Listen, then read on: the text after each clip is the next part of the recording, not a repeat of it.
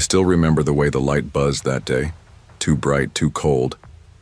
It was mid-July, the kind of hot that sticks to your skin like glue the second you leave the house. But inside that Walmart, it felt like a refrigerator. The kind where your fingertips start to sting if you linger too long near the frozen food section. That's what I remember first.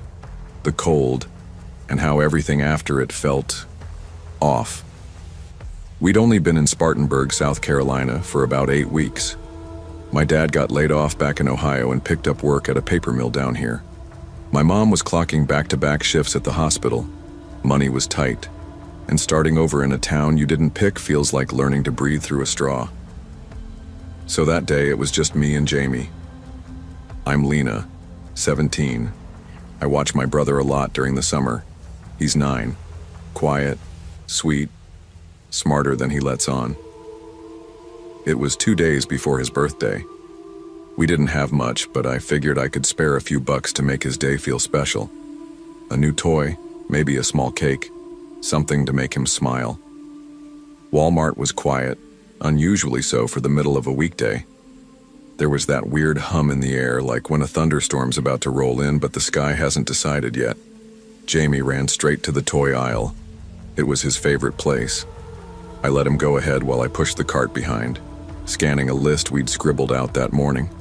He was holding a dinosaur figure, one of those Jurassic World ones with the swinging tail, when I noticed the man.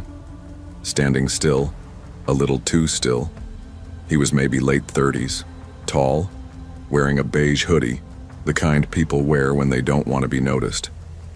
His jeans were faded and stiff. His sneakers were white once, but now stained and scuffed near the soles. He was standing near the clearance shelf, not looking at toys, not touching anything, just staring. Not at me, not at Jamie, just in our direction, but through us, like we were already ghosts. I tried not to overthink it. People are weird sometimes. Maybe he was waiting for someone. Maybe he zoned out. Maybe I was just tired. Jamie tugged on my sleeve. "Lena," he whispered, "I don't like him."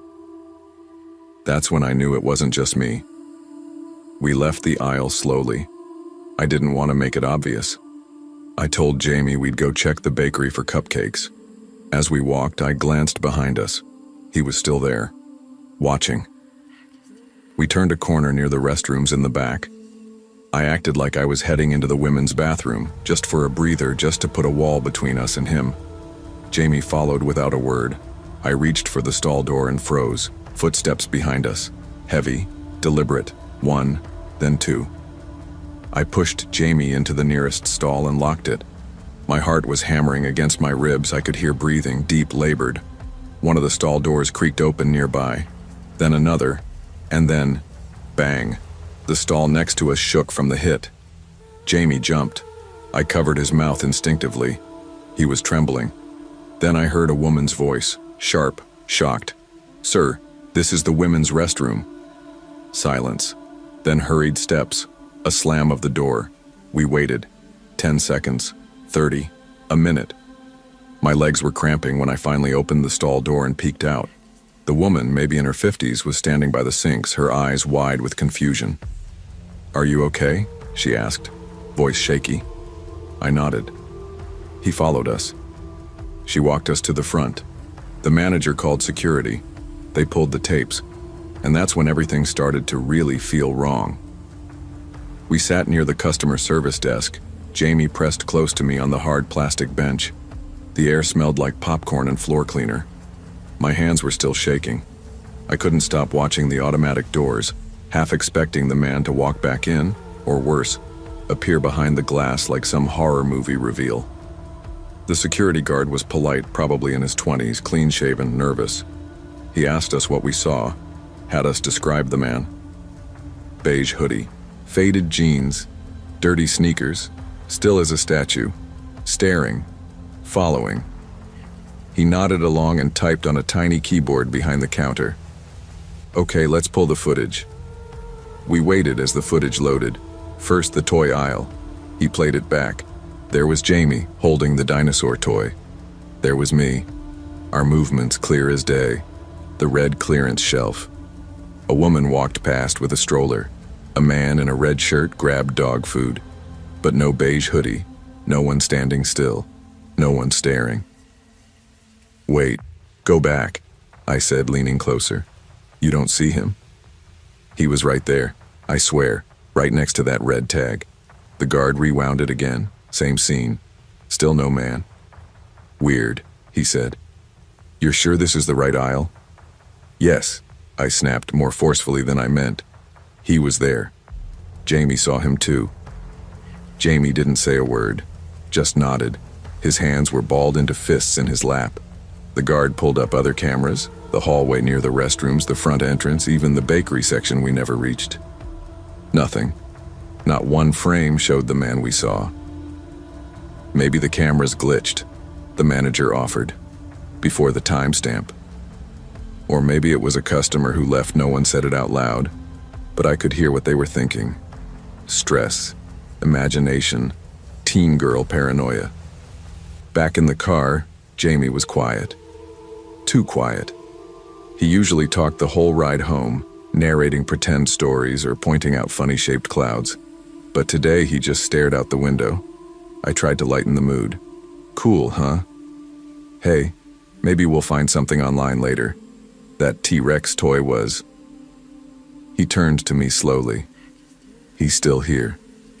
The air felt like it vanished from the car. "What?" Jamie looked down at his hands. "He said he just wants to know where your room is." I didn't say anything after that. I didn't want to scare him more. I didn't want to believe it, but I didn't sleep that night. Not even for a second. The thunder started around midnight. One of those summer storms that crawls in slow, lighting the sky long before the rain hits. I sat on the edge of my bed, hoodie wrapped around me, flashlight gripped tight in one hand. Jamie was asleep across the hall. I'd checked on him 3 times already just to be sure. He always slept like a stone, even now. But I couldn't. The whole house felt too quiet, like it was holding its breath. Every creak made me jump. Every passing car made me move toward the window. And then around 2:17 a.m., it happened. The doorbell rang. Twice. Ding dong. Pause. Ding dong. I didn't move. My body froze like it didn't belong to me. Our porch light was motion sensitive. It hadn't come on. I slipped out of bed and tiptoed toward the front door. Carefully, I peeled back the curtain covering the glass. No one was there. Just the porch, wet from the storm. A single puddle stretching across the top step.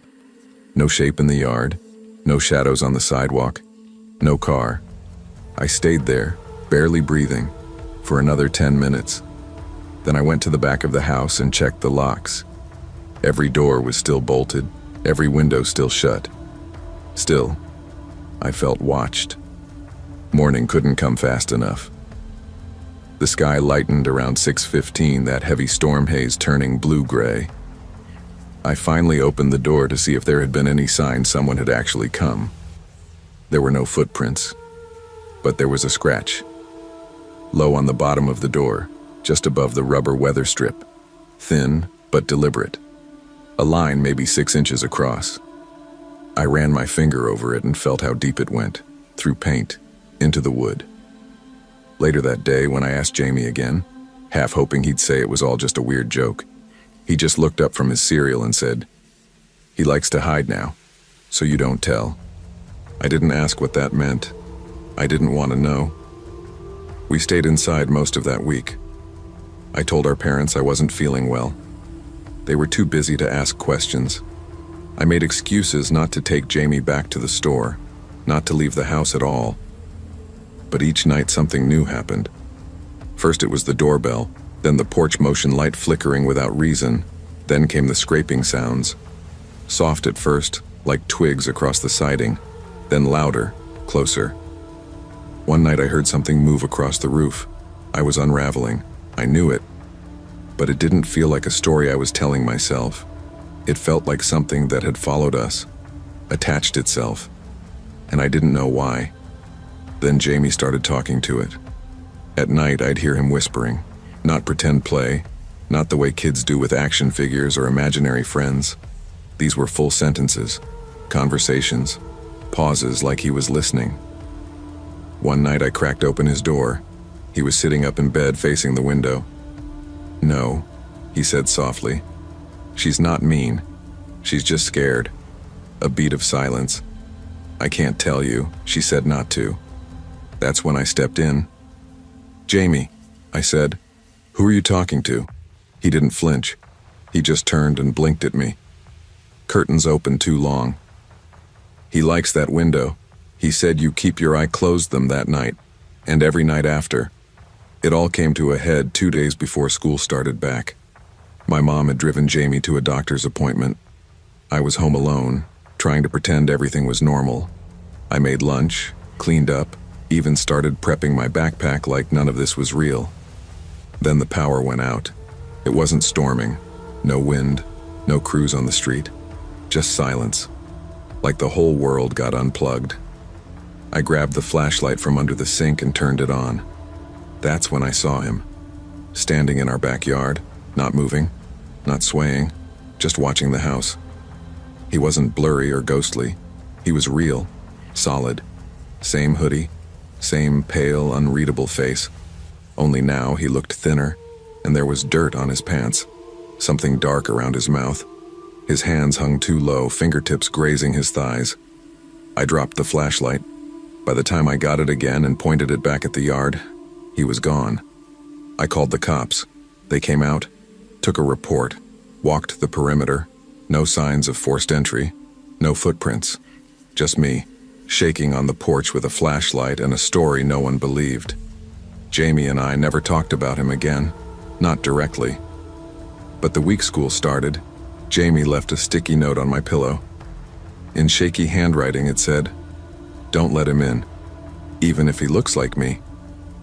I kept that note for years, and I still lock my windows before the sun goes down, because I don't know what followed us out of that aisle. I just know it remembers, and it waits. There are things in life we can't always explain, moments that stretch beyond reason or logic. But often, the most important instinct we have is the one we too often ignore. When something feels wrong, it usually is. Whether it's a person, a place, or a presence, trust your gut and protect the ones who trust you. Because not everything that follows you can be seen on camera, and not everything that disappears stays gone. You don't plan on ending up in a guard shack. You don't sit through 4 years of college dreaming about graveyard shifts in a prefab box beside a warehouse that smells like burnt pallets and exhaust. But life doesn't really care about your plans. When I graduated from Georgia State with a degree in business marketing, I thought I'd hit at least a few interviews, maybe land a job with a startup downtown. Instead, I spent 6 months watching my savings dry up, eating ramen for dinner 5 nights a week and dodging calls from my landlord. My parents, old school Cuban, hardworking and never subtle, just said what they always said. "You made your bed." I couldn't stay with them again, not after last year's fight. So when I saw the job posting for night security at a Walmart distribution center out in Doraville, I clicked apply without thinking. $16.50 an hour. Benefits after 30 days. Midnight to 8 a.m. It wasn't glamorous, but it was something. Something I could point to when people asked what I was doing. Something to keep me from falling all the way off the map. At first the job was fine, monotonous, sure, but the silence became a kind of comfort. Most nights were spent logging truck entries, walking the lot with a flashlight, drinking terrible vending machine coffee, and watching grainy security feeds on a dusty monitor. No one asked questions. No one cared if I looked tired. Then, 3 weeks in, the guy I normally worked with, Rodney, a middle-aged vet who talked too much about fantasy football, went out on medical leave. That's when Parker showed up. Parker James, or at least that's what he said his name was. He was mid-30s, lean, with this sharp jawline and a scar that ran down the right side of his face like someone had tried to erase him and stopped halfway. Always wore the same beat-up jacket and carried an old metal thermos that looked like it had been through a war. I tried making small talk our first night. "So, Parker, you come from another security job?" He shook his head. Oil rigs. Out west. Oh, I said. That's different. Lots of silence out there, too. Then after a pause, he added, places where no one comes looking if you disappear. I laughed a little. He didn't. He wasn't rude, exactly, just distant. Like his mind was always 2 steps ahead of the moment. But over time, he opened up. A little. Told me he used to drive muscle cars back when gas was cheap. Loved Clint Eastwood movies. Once rigged his own home security system using parts from a junkyard and an old camcorder. Still, there was something off about him. He never checked in at the front desk, never clocked out. The supervisor just waved him through like he wasn't worth the trouble of paperwork. I figured he was one of those off-the-books guys. Someone with too much baggage for HR to handle, but too useful to let go. He saved my life the night the bullets came through the window. But I didn't know then just how deep that story went. Or how much danger followed him here. It was just after 1:30 a.m. on a Thursday when everything changed. Parker and I were sitting in the shack, watching the cameras. The night was unusually still. No trucks scheduled until 3. The lot was empty except for a few parked semis and the rows of yellow safety bollards that glowed under the floodlights. I remember the air smelled faintly like burnt oil and someone's half-smoked cigarette. The monitors flickered. A brief power surge, nothing major. Happens sometimes when a machine's charging on the dock. I stretched and stood to pour more coffee when Parker froze mid-sip. He was staring out the tiny bulletproof window above the desk. "You see that?" he said. "See what?" He didn't answer, just leaned in, squinting toward the far end of the lot near Dock 14. I followed his gaze, saw nothing at first, just shadows. Then out of nowhere, headlights flared on, high beams, bright, blinding. But the car didn't move. The engine didn't hum. No tires crunched gravel, just lights. Then Parker tackled me, hard. I hit the floor, elbow scraping the concrete. "What the hell, man?" Before I could finish, the window behind us shattered. Glass exploded inward. Something slammed into the wall above the desk, then another. The coffee pot exploded. Bullets. I barely had time to breathe. We ducked behind the desk. I could feel the sting of glass in my arm, blood trickling. Parker yanked a revolver from his backpack like it was second nature. "You brought a gun?" I shouted. "I don't leave home without it anymore," he muttered, loading it with practiced hands. Then a voice from outside, muffled but unmistakable. "Hand over McCabe, now." I turned to him. "Who the hell is McCabe?" Parker didn't answer, just clicked the cylinder into place and whispered, "Shoot to scare. Stay low. They don't." Then he was up, out the door, into the night, and just like that, he was gone. The gunfire stopped maybe a minute after Parker ran, but that minute felt like an hour. I stayed crouched behind the desk, heart pounding so hard I thought it might give out. Every creak of the wind outside sounded like footsteps. Every shadow on the monitors looked like someone coming back to finish what they started. I was covered in sweat and blood, my arm stinging from the glass. I didn't know what to do, didn't know if the shooter was still out there, didn't know if Parker was alive. At 1:46 a.m., I finally grabbed the shack phone and called it in. "Security breach," I said, trying to keep my voice level.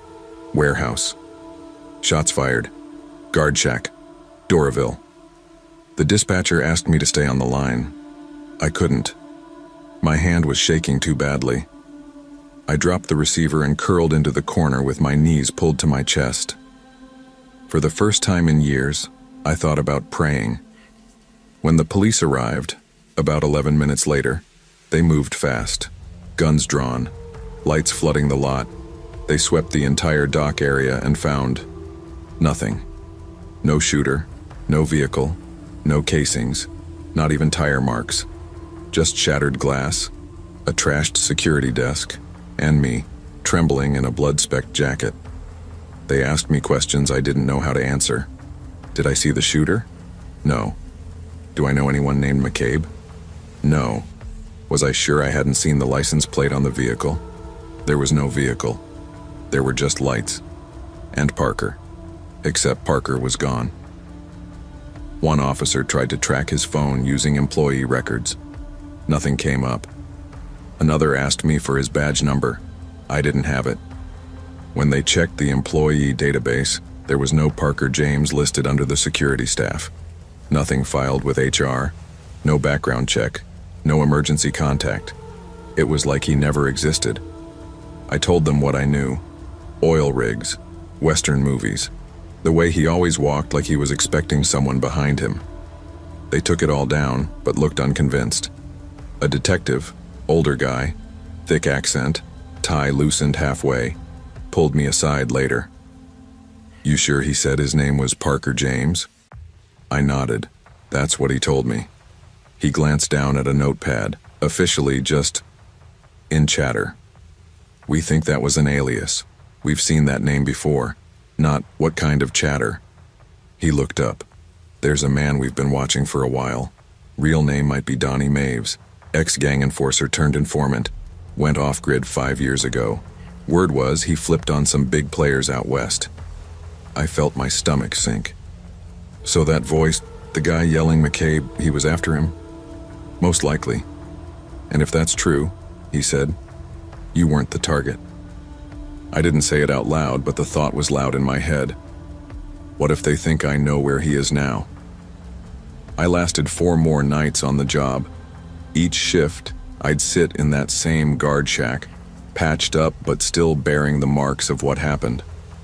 The broken window had been replaced, but you could still see the bullet dent in the filing cabinet and the cracked corner of the desk where Parker tackled me. The smell of burnt coffee never left.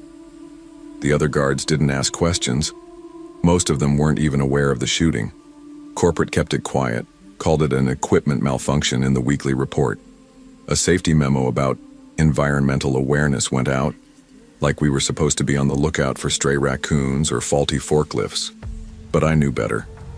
Parker had vanished like smoke. No phone, no trail, no trace. The more I thought about it, the more certain I became that he knew this would happen.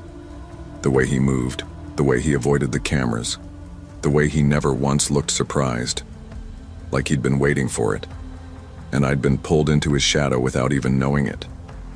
By the 5th night, I couldn't take it anymore.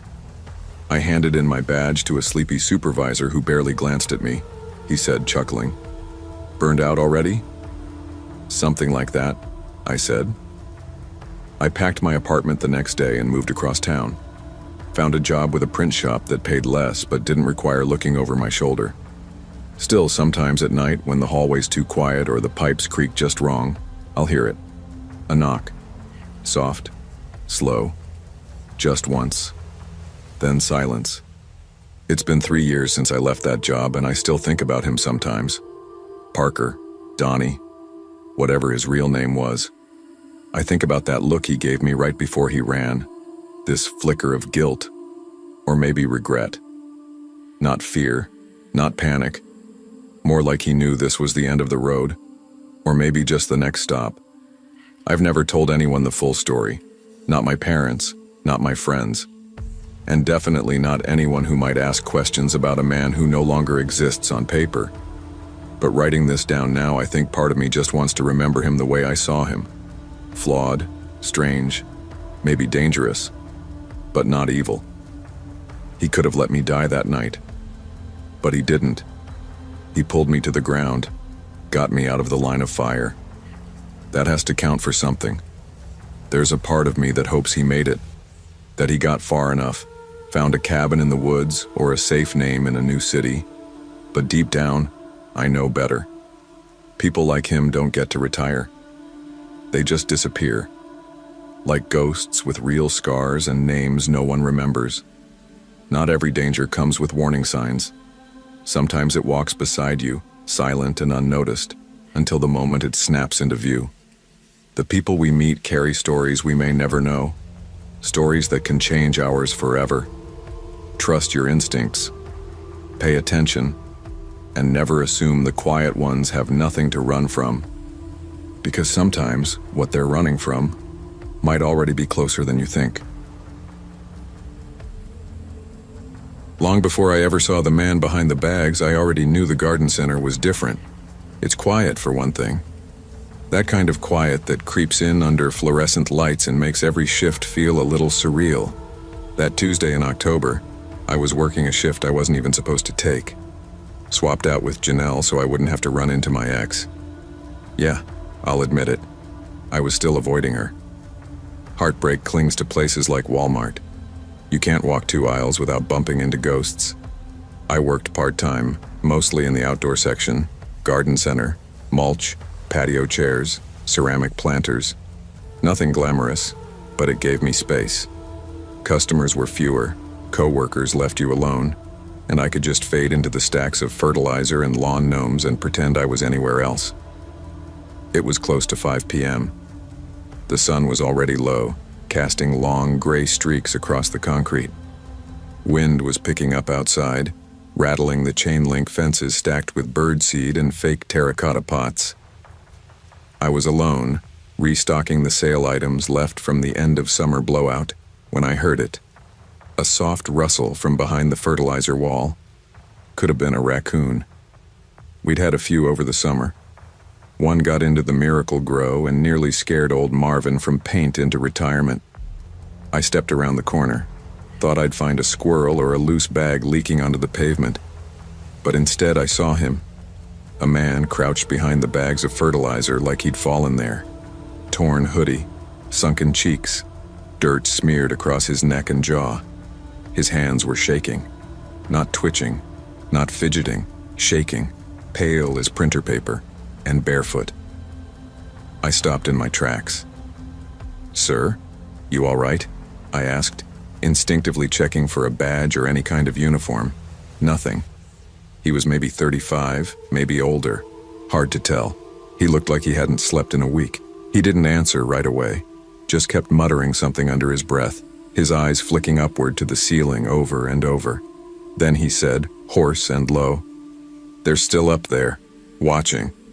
Don't go near the ceiling lights." His hand shot out and grabbed my sleeve. I swear to God, it was like ice. "I'm gonna get someone, okay?" I said carefully. "Something? You might be hurt. You need water," or his eyes, milky, unfocused, locked on mine. Plastic panels. They know when you look away. "They see through the fixtures, he said. The eye radioed it in. By the time security showed up, the guy wasn't fighting. He let them lift him to his feet. Just kept mumbling. Said something about escaping the loop. About patterns in the roof tiles. I filled out the incident report like I was trained, checked the right boxes, talked to Rick from maintenance who'd helped carry him out. Then I went home, tried to shake it off. But the next day, something strange happened. I mentioned the whole thing to Sherry, the assistant manager on duty that night. "What man?" she asked. I laughed, thought she was joking. "The one who collapsed near the bags." I filed a report. Rick was there. Sherry blinked at me. "There's nothing under your name," she said. "Dream or something?" "You sure this wasn't yesterday?" Or her tone made me feel stupid. I even started to doubt myself. But I remembered that guy's grip, the way he looked up at the ceiling like it held something alive. You don't forget something like that, not unless something wants you to. Saturday rolled around and the garden center felt colder than usual. Not just from the weather, though the temperature had dipped, but something in the air, stillness. That kind of heaviness that makes you check over your shoulder even when you're alone. I was helping a new temp, Kendra, organize leftover patio chairs. She was all energy and bubblegum optimism, talking about starting college in the spring and how excited she was for Halloween. I wasn't much in the mood for small talk, but I nodded and smiled when it felt appropriate. When we hit a slow stretch in the shift, I decided to ask Rick from maintenance about what happened. Just to reassure myself, I wasn't losing my mind. "Hey Rick," I said. "You remember Tuesday night? That guy behind the fertilizer wall?" Rick looked up from his clipboard, then paused. "You mean the one that collapsed? Curled up like a baby? Yeah, I remember." My shoulders relaxed a little. "Report." Rick squinted. "What?" "Good, I thought I was going crazy. Sherry said there wasn't any weight. Which time are you talking about? He lowered the clipboard. Cam. That same guy showed up 2 years ago. Same exact spot. We had to call an ambulance. He kept whispering about things in the lights. Then he disappeared from the hospital that night. I stared at him, trying to process. No, this was 4 days ago. Rick frowned. You serious? I saw him, talked to him. His hoodie was torn at the shoulder, and he had a scar here. I pointed to my temple. Rick's face drained of color. Never forgot his feet. That's the same guy. Cam, that's the same guy. The barefoot guy. I laughed, but it came out dry and shaky. That's not possible. Rick didn't laugh. I know, but he never aged. Same voice, same look. I didn't sleep well that night. The fluorescent lights in my apartment flickered once around 3 a.m., and I couldn't stop thinking about that guy's voice, raspy and urgent. They see through it. Something inside me was starting to believe he wasn't just talking nonsense. By Monday, I couldn't get it out of my head. So I stayed late after my shift, long after the customers had left, and asked Ramon from security to show me the archived footage.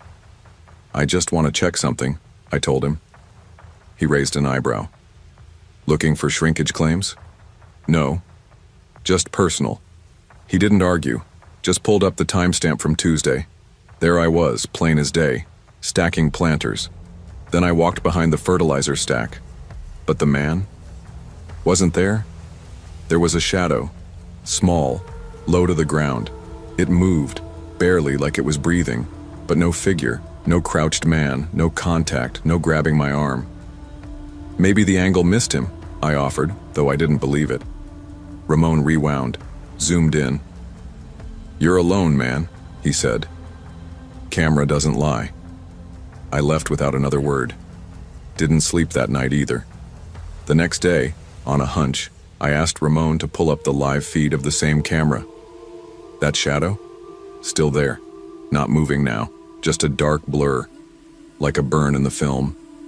And when I looked up at the garden center's actual ceiling, the light above that corner flickered. Just once. The following week, everything got worse. I kept thinking about what the man said. Don't go near the ceiling lights. That phrase stuck with me like a song you can't shake. I started paying more attention to the fixtures at work. In the pharmacy aisle, one panel buzzed slightly. In the snack section, one of the bulbs dimmed each time I passed under it. Maybe it was paranoia, or maybe I was starting to notice what he noticed. I brought it up again with Sherry. Do you ever notice the lights? Like flickering, patterns? She stared at me like I'd grown another head. Cam, I think you need a break. She wasn't wrong. I hadn't been sleeping, barely eating. I was walking through the store like a ghost, just waiting for that flicker to happen again. By Thursday, I started avoiding that corner of the garden center, told Kendra I had a bad knee, made her do most of the heavy lifting. She rolled her eyes but didn't question it. Then one night I saw him again, only for a second, through the reflection in the sliding glass door. I was restocking plastic rakes and turned toward the glass, and there he was. Same hoodie, same scar, same shadow clinging to his back like a second body. I spun around. He was gone. I handed in my resignation that Friday. I didn't give much reason. Just said I needed to reassess my direction. Sherry looked half relieved, half worried. Ramon shook my hand and told me to get some sun. Rick just nodded like he understood more than he said. Now I work at a local hardware store. No ceiling lights like those. No shadows behind bags. Just paint swatches and polite retirees looking for caulk. But I still shop at Walmart sometimes. Hard to avoid it. And every now and then when I'm walking through the detergent aisle or frozen pizzas, I'll look up. Just for a second. And if the lights flicker, just barely, I feel something cold pass through me. Like someone watching. Sometimes the most ordinary places hold the deepest darkness, not because they're haunted by monsters, but because they bury what we choose to forget. When we ignore the signs, when we dismiss what doesn't fit, we create shadows where people disappear, and eventually, we become part of them. Pay attention to the flickers. Some warnings don't come twice. It's strange how easily the sacred can be forgotten. I've served as the parish priest at St. Helena's Church in South Columbus for over 12 years. In that time, I've watched the pews grow emptier and the hymnals gather dust. Faith, it seems, doesn't draw a crowd the way it used to. These days, the only regulars are a few elderly parishioners, a couple of families trying to raise their kids right, and those who drift in when the weight of the world pushes too hard. I'm not a mystic. I've spent my life holding the tension between the divine and the real. But in December 2020, something happened that I still don't fully understand. It started with a confession, an ordinary moment in my line of work, but one I'll remember for the rest of my life. It was a Tuesday just after 7 p.m. Snow was falling lightly outside, the kind that never sticks but still slows everything down. I was finishing evening prayer, ready to lock up, when the door creaked open.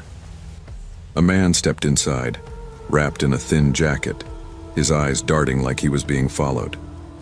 He didn't give a name, just sat down, crossed himself awkwardly, and whispered, "Confess something. I don't know if it's a sin or something worse. I need to." He told me he worked the night stock shift at the Walmart up the street, High Street, near the freeway. Said he was unloading a damaged pallet behind the pharmacy section when he found something tucked deep inside a box that didn't belong.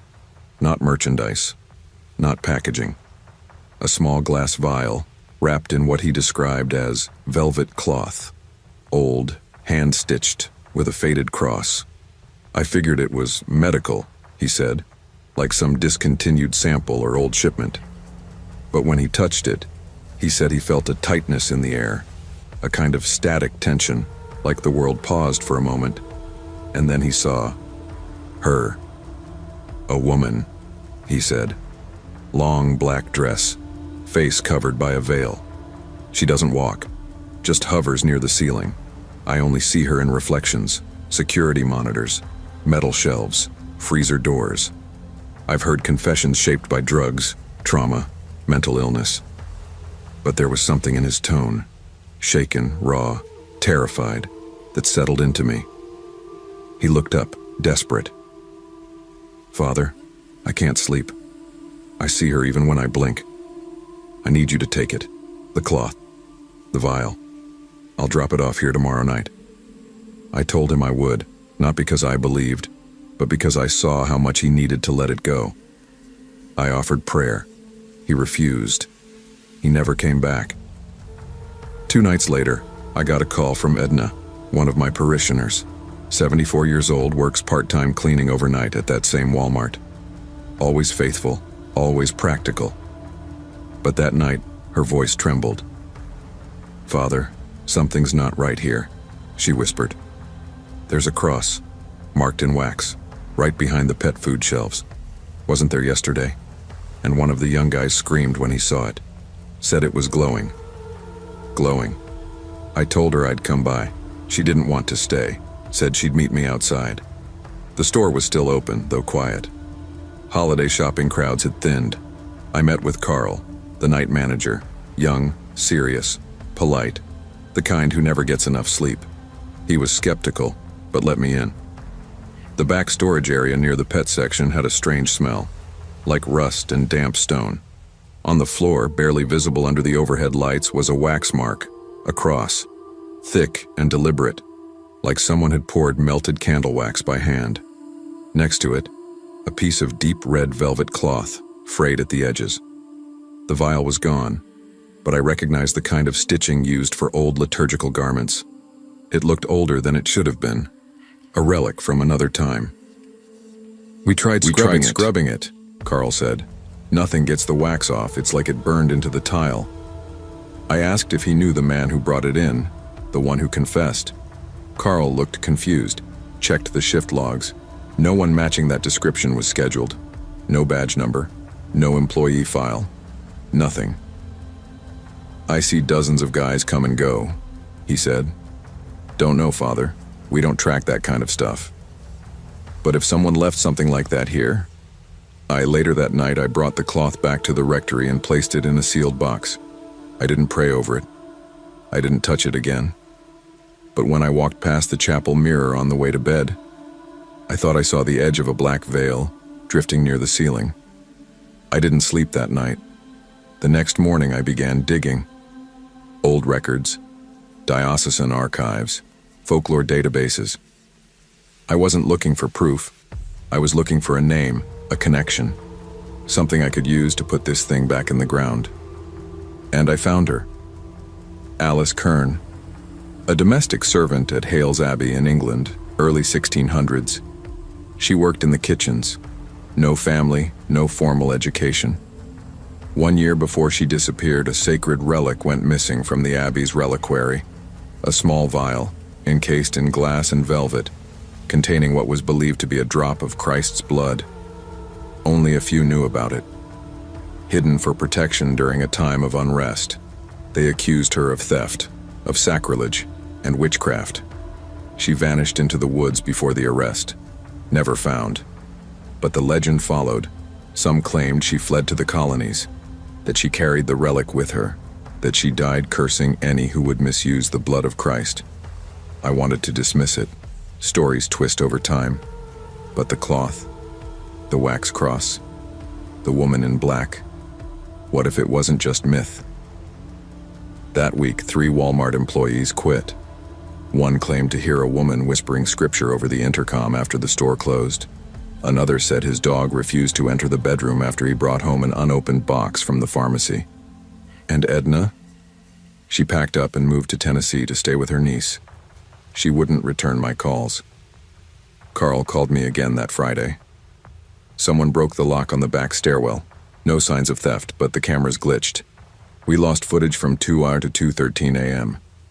I asked if the cloth was still in the office. He hesitated. We left it where you found it. Figured it wasn't our business. I went to the store that night. The wax mark had faded, but not completely. Just like a scar. I placed a rosary over it, said the prayer to Saint Michael, burned incense, more out of desperation than ritual, and then I burned the cloth. In the rectory garden, behind the chapel, under winter stars. It caught quickly, turned to smoke and ash, but as it burned, the wind shifted suddenly, hard and sharp, and the candles inside the chapel blew out. I haven't seen the veil since, but I still think about her, about the possibility that something sacred was lost, and someone tried to carry it where it was never meant to go. I still shop at that Walmart, not often, only when I need something specific. When I do, I walk quickly past the pharmacy aisle. I keep my eyes forward. I don't look up. Once I made the mistake of glancing at the CCTV feed near the front desk. Just a casual glance. But in the reflection above my shoulder, near the light above the freezer aisle, I saw it again. A faint figure, a woman in black, watching, waiting. The store has had no official report since the wax is gone. No one else seems to remember the man who made that confession. Maybe I imagined it. Maybe I wanted to believe in something again. But I know what I saw, what I held. Faith isn't about certainty. It's about what you do when the lights flicker, when the silence gets heavy, when something ancient wakes up in the cracks of modern life. And if that relic was real, if some small piece of the divine had been twisted and passed along through time until it ended up behind plastic pill bottles and gift cards, then all I can do is pray. Not for salvation, but for restraint. Because not everything holy was meant to be found. Some relics are better left buried. Not every sacred thing belongs in a world that's forgotten how to be reverent. When we treat the divine like debris, when we package it, store it, forget it, we invite something ancient to remember us instead. And when it does, we might not be ready for what looks back through the veil. Back in high school, I'd breeze through Walmart in Silverdale without thinking twice. Late nights, early mornings, it didn't matter. I'd grab junk food, wander the electronics, maybe text a friend while standing in line. The store was just part of life, bland, brightly lit, and safe. It was a place you went to pick up shampoo and leave without remembering a single detail. But everything feels different when you're older, living alone, and returning to a town you swore you'd never come back to. It was early spring. The kind of March evening where the rain doesn't fall heavy, just hangs in the air like something undecided. I'd just started a new graphic design contract downtown, and I was living in a one-bedroom apartment off Buckland Hill Road, quiet enough to hear your upstairs neighbor sneeze. Not that I minded. I'd picked the place for solitude. That night, I left work a little after 6. Long day, lots of revisions, and my fridge was depressingly empty. I needed paper towels, dish pods, and maybe something sweet. Walmart was 10 minutes out of the way, but I figured I'd be in and out. No big deal. I parked under one of the taller security poles, the ones with those round white cameras and bluish LED lights that make everything look like it's part of a crime scene. I always park under those now. Habit, I guess. The store was about what you'd expect for a rainy weekday night. Sparse, quiet, families with half-full carts, tired parents in sweatshirts, kids begging for cereal, a couple elderly shoppers, one woman in a scrub top flipping through clearance candles. I slipped in my earbuds, no music playing, just white noise low enough to stay alert, and headed straight to household goods. Nothing unusual, just that dull retail glow, the smell of rubber and floor wax, and my own mental checklist: paper towels, Cascade pods, maybe some peanut M&Ms. I was halfway down the cleaning aisle when I noticed the man. He was maybe in his late 30s, early 40s, worn black windbreaker, brown beard that hadn't been trimmed in a while. His cart was empty. That stood out more than anything. Just an empty, echoey thing he pushed, like it gave him permission to be there. At first, I thought nothing of it. People wander, right? But then I realized he'd been behind me in the snacks aisle too. Same blank face, same pace. Like he was shopping without shopping. I chalked it up to coincidence. The store isn't exactly a maze, but after circling back to pick up tissues near the pharmacy end cap, I cut across to electronics, more out of habit than need. And there he was again, standing by the phone accessories, staring forward. Same cart, still empty, still pretending not to look at me. I remember slowing down, pretending to scroll through my phone just to give myself something to do. I wasn't panicked, not yet, just uneasy. That feeling like you're being watched, even when there's no obvious reason. I walked fast toward home goods, candles, picture frames, aisle rugs, somewhere quieter, somewhere with more light. That's when my stomach dropped. He was already there, standing by the wax warmers like he'd been waiting. I felt my body tense. Maybe it was a trick of timing. Maybe I was just seeing what I expected. I pulled out my phone and turned the screen off, mirror mode. Tilted it just slightly to check behind me. He was still there, close, too close. I turned to leave fast. That's when I heard it. Allison. A whisper, not loud, not dramatic, just close. I whipped around, heart thudding. No one, just wax warmers and aisle lights, and him, turned away now, examining a random box like it meant something. That's when the fear became real. He knew my name. There's something specific about fear that hits you in a retail store. It's not the full-blown panic of an alleyway or a locked door. It's quieter, slower, like your body is trying to figure out if it's allowed to freak out in a place where nothing bad ever really happens. But I knew what I heard. My name, soft, deliberate. Not a shout, not a coincidence. Someone in that aisle knew me. I didn't want to make a scene. Honestly, I didn't even know how. I just walked, fast, straight toward the front of the store. I remember passing a woman holding a storage bin and a teenage cashier leaning against a cart corral. Everything felt normal. Too normal. The self-checkout area was half full. I scanned my things.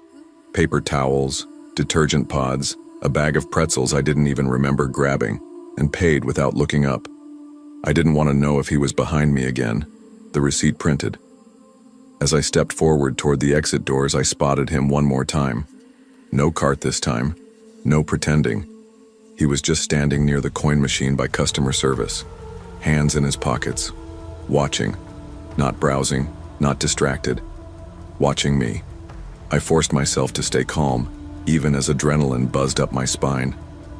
I approached a security guard nearby, a guy in his 20s, arms crossed, checking his phone. "Excuse me," I said, trying to sound casual. "Store. He's just over there by the... I think a man's been following me through the..." I turned to point. The man was gone, not walking away, not blending into the crowd. Just gone. The security guy looked mildly annoyed. "Where is he now?" I don't know," I said. "He was right there." "Did he say anything to you?" "He whispered my name. I don't know how he knew it." He raised an eyebrow. "Do you know him?" "No." He gave a half shrug. "There's not much we can do." Could have been a coincidence. Might have just left. If he didn't do anything, he wasn't unkind. Just tired. Probably used to dealing with weird complaints. I nodded and mumbled a thank you, even though my hands were starting to shake.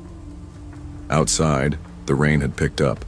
Not heavy, just that steady northwest drizzle that soaks you without warning. My car was close, thank God, and I walked quickly, scanning the lot. Nobody followed me. I unlocked the car, got in, and slammed the door. Locked it, double-checked the back seat. My heart was still racing. I put the receipt in the console, started the engine. That's when I saw him again, across the lot, 2 rows over, sitting in a black Honda, lights off, not moving, just watching. He wasn't pretending now, no disguise. He sat there in the dark with that same empty stare. No phone, no one else in the car, just him. Like he was waiting to see if I noticed. I didn't even back out properly. I yanked the wheel, rolled over the curb slightly, and took off toward the far exit of the parking lot.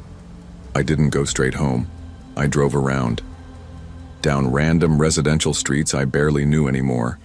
Past the elementary school, through the dark corners of old neighborhoods I used to ride through on my bike. I checked my mirrors every few blocks. My heart didn't slow down until I hit the turn-in for my apartment complex. I parked under the lights, sat there, waited. Nothing. But I didn't sleep that night. Not really. And I didn't go back to Walmart for weeks. It was a Thursday night when I got the message. 2:17 a.m. I'd finally fallen asleep on the couch after hours of tossing and turning, phone clutched in my hand like a shield.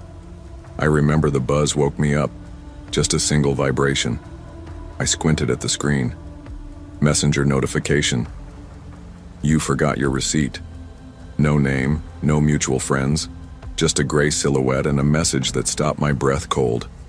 I opened it. The picture came with it. It was me. Standing in the candle aisle at Walmart, my head turned slightly, face visible, eyes cast downward. I remembered that exact moment. I'd just started to walk away after hearing the whisper.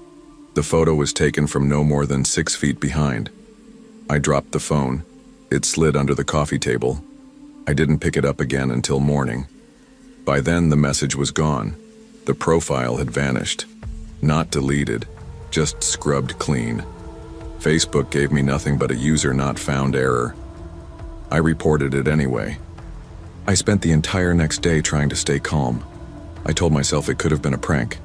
Maybe someone recognized me. Maybe I'd walked past someone from school and didn't remember. But that didn't explain how they knew my name, or why they sent the photo at 2 a.m., or why it looked like it was taken from inches away. I went to the police. I showed them the screenshot I'd managed to save. The officer was polite, but not hopeful. No threats were made, he said. No actual physical contact, no plate number, no name. But he followed me, I said. He knew my name. The officer nodded sympathetically. And you did the right thing coming here. But unless he makes a direct threat, there's not much we can charge. So I filed the report, signed a form, left the station feeling more exposed than before. I changed every password, made all my social media private, deleted old posts, untagged photos. I bought a new deadbolt, reinforced the one already on my door. I ordered pepper spray. I stopped using earbuds in public, and I started looking. constantly. Every aisle, every parking lot, every car idling too long.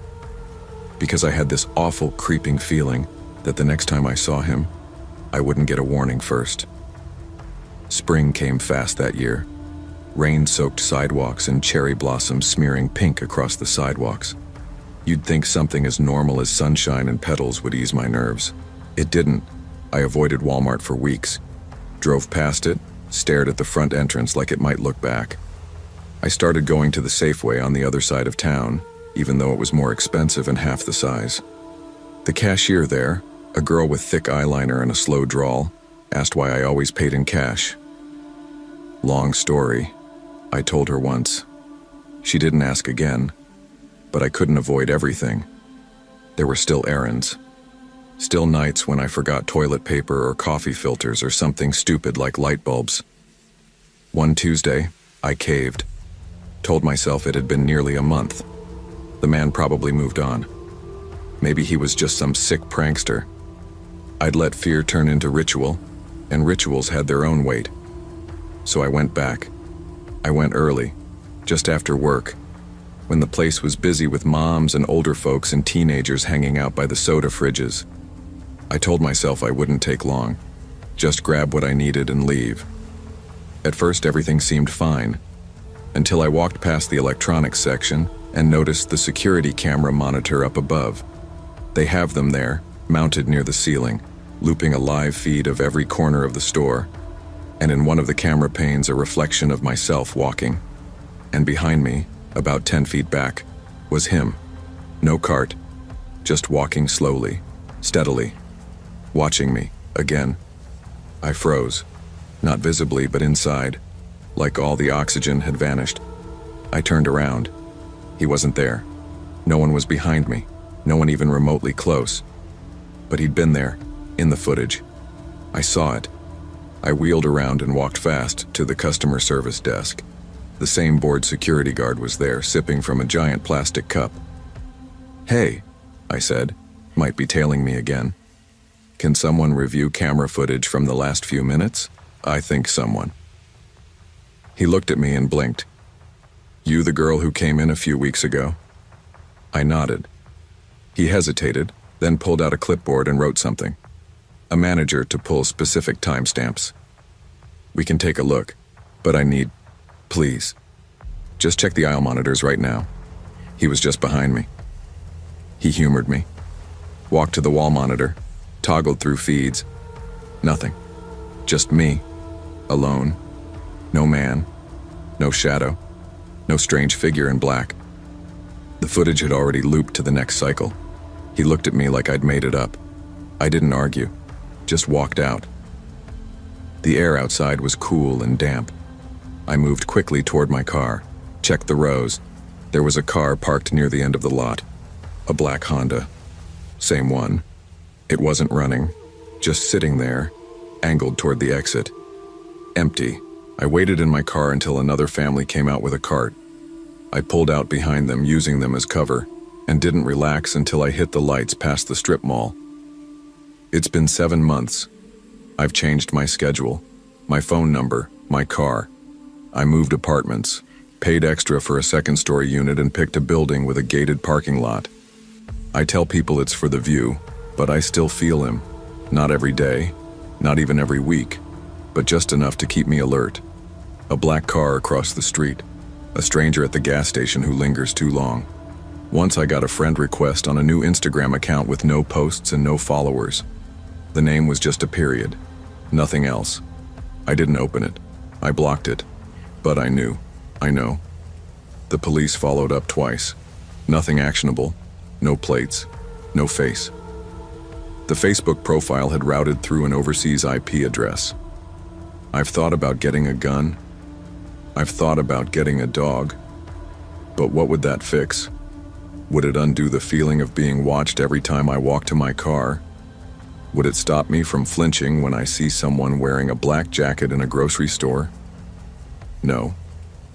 Because the truth is, he's already in here, in my routine, in my habits, in the way I glance over my shoulder without realizing. He doesn't have to show up again. He already changed me. I haven't told my parents. They're in Port Townsend now and they'd panic.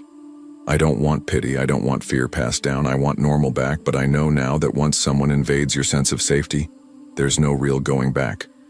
One day I found the receipt, the one from that first night, tucked inside a book I hadn't touched in months. I swear I hadn't saved it, but there it was, crisp, folded, and on the back of it, written in the same sharp mechanical scrawl as the Facebook message, I never left.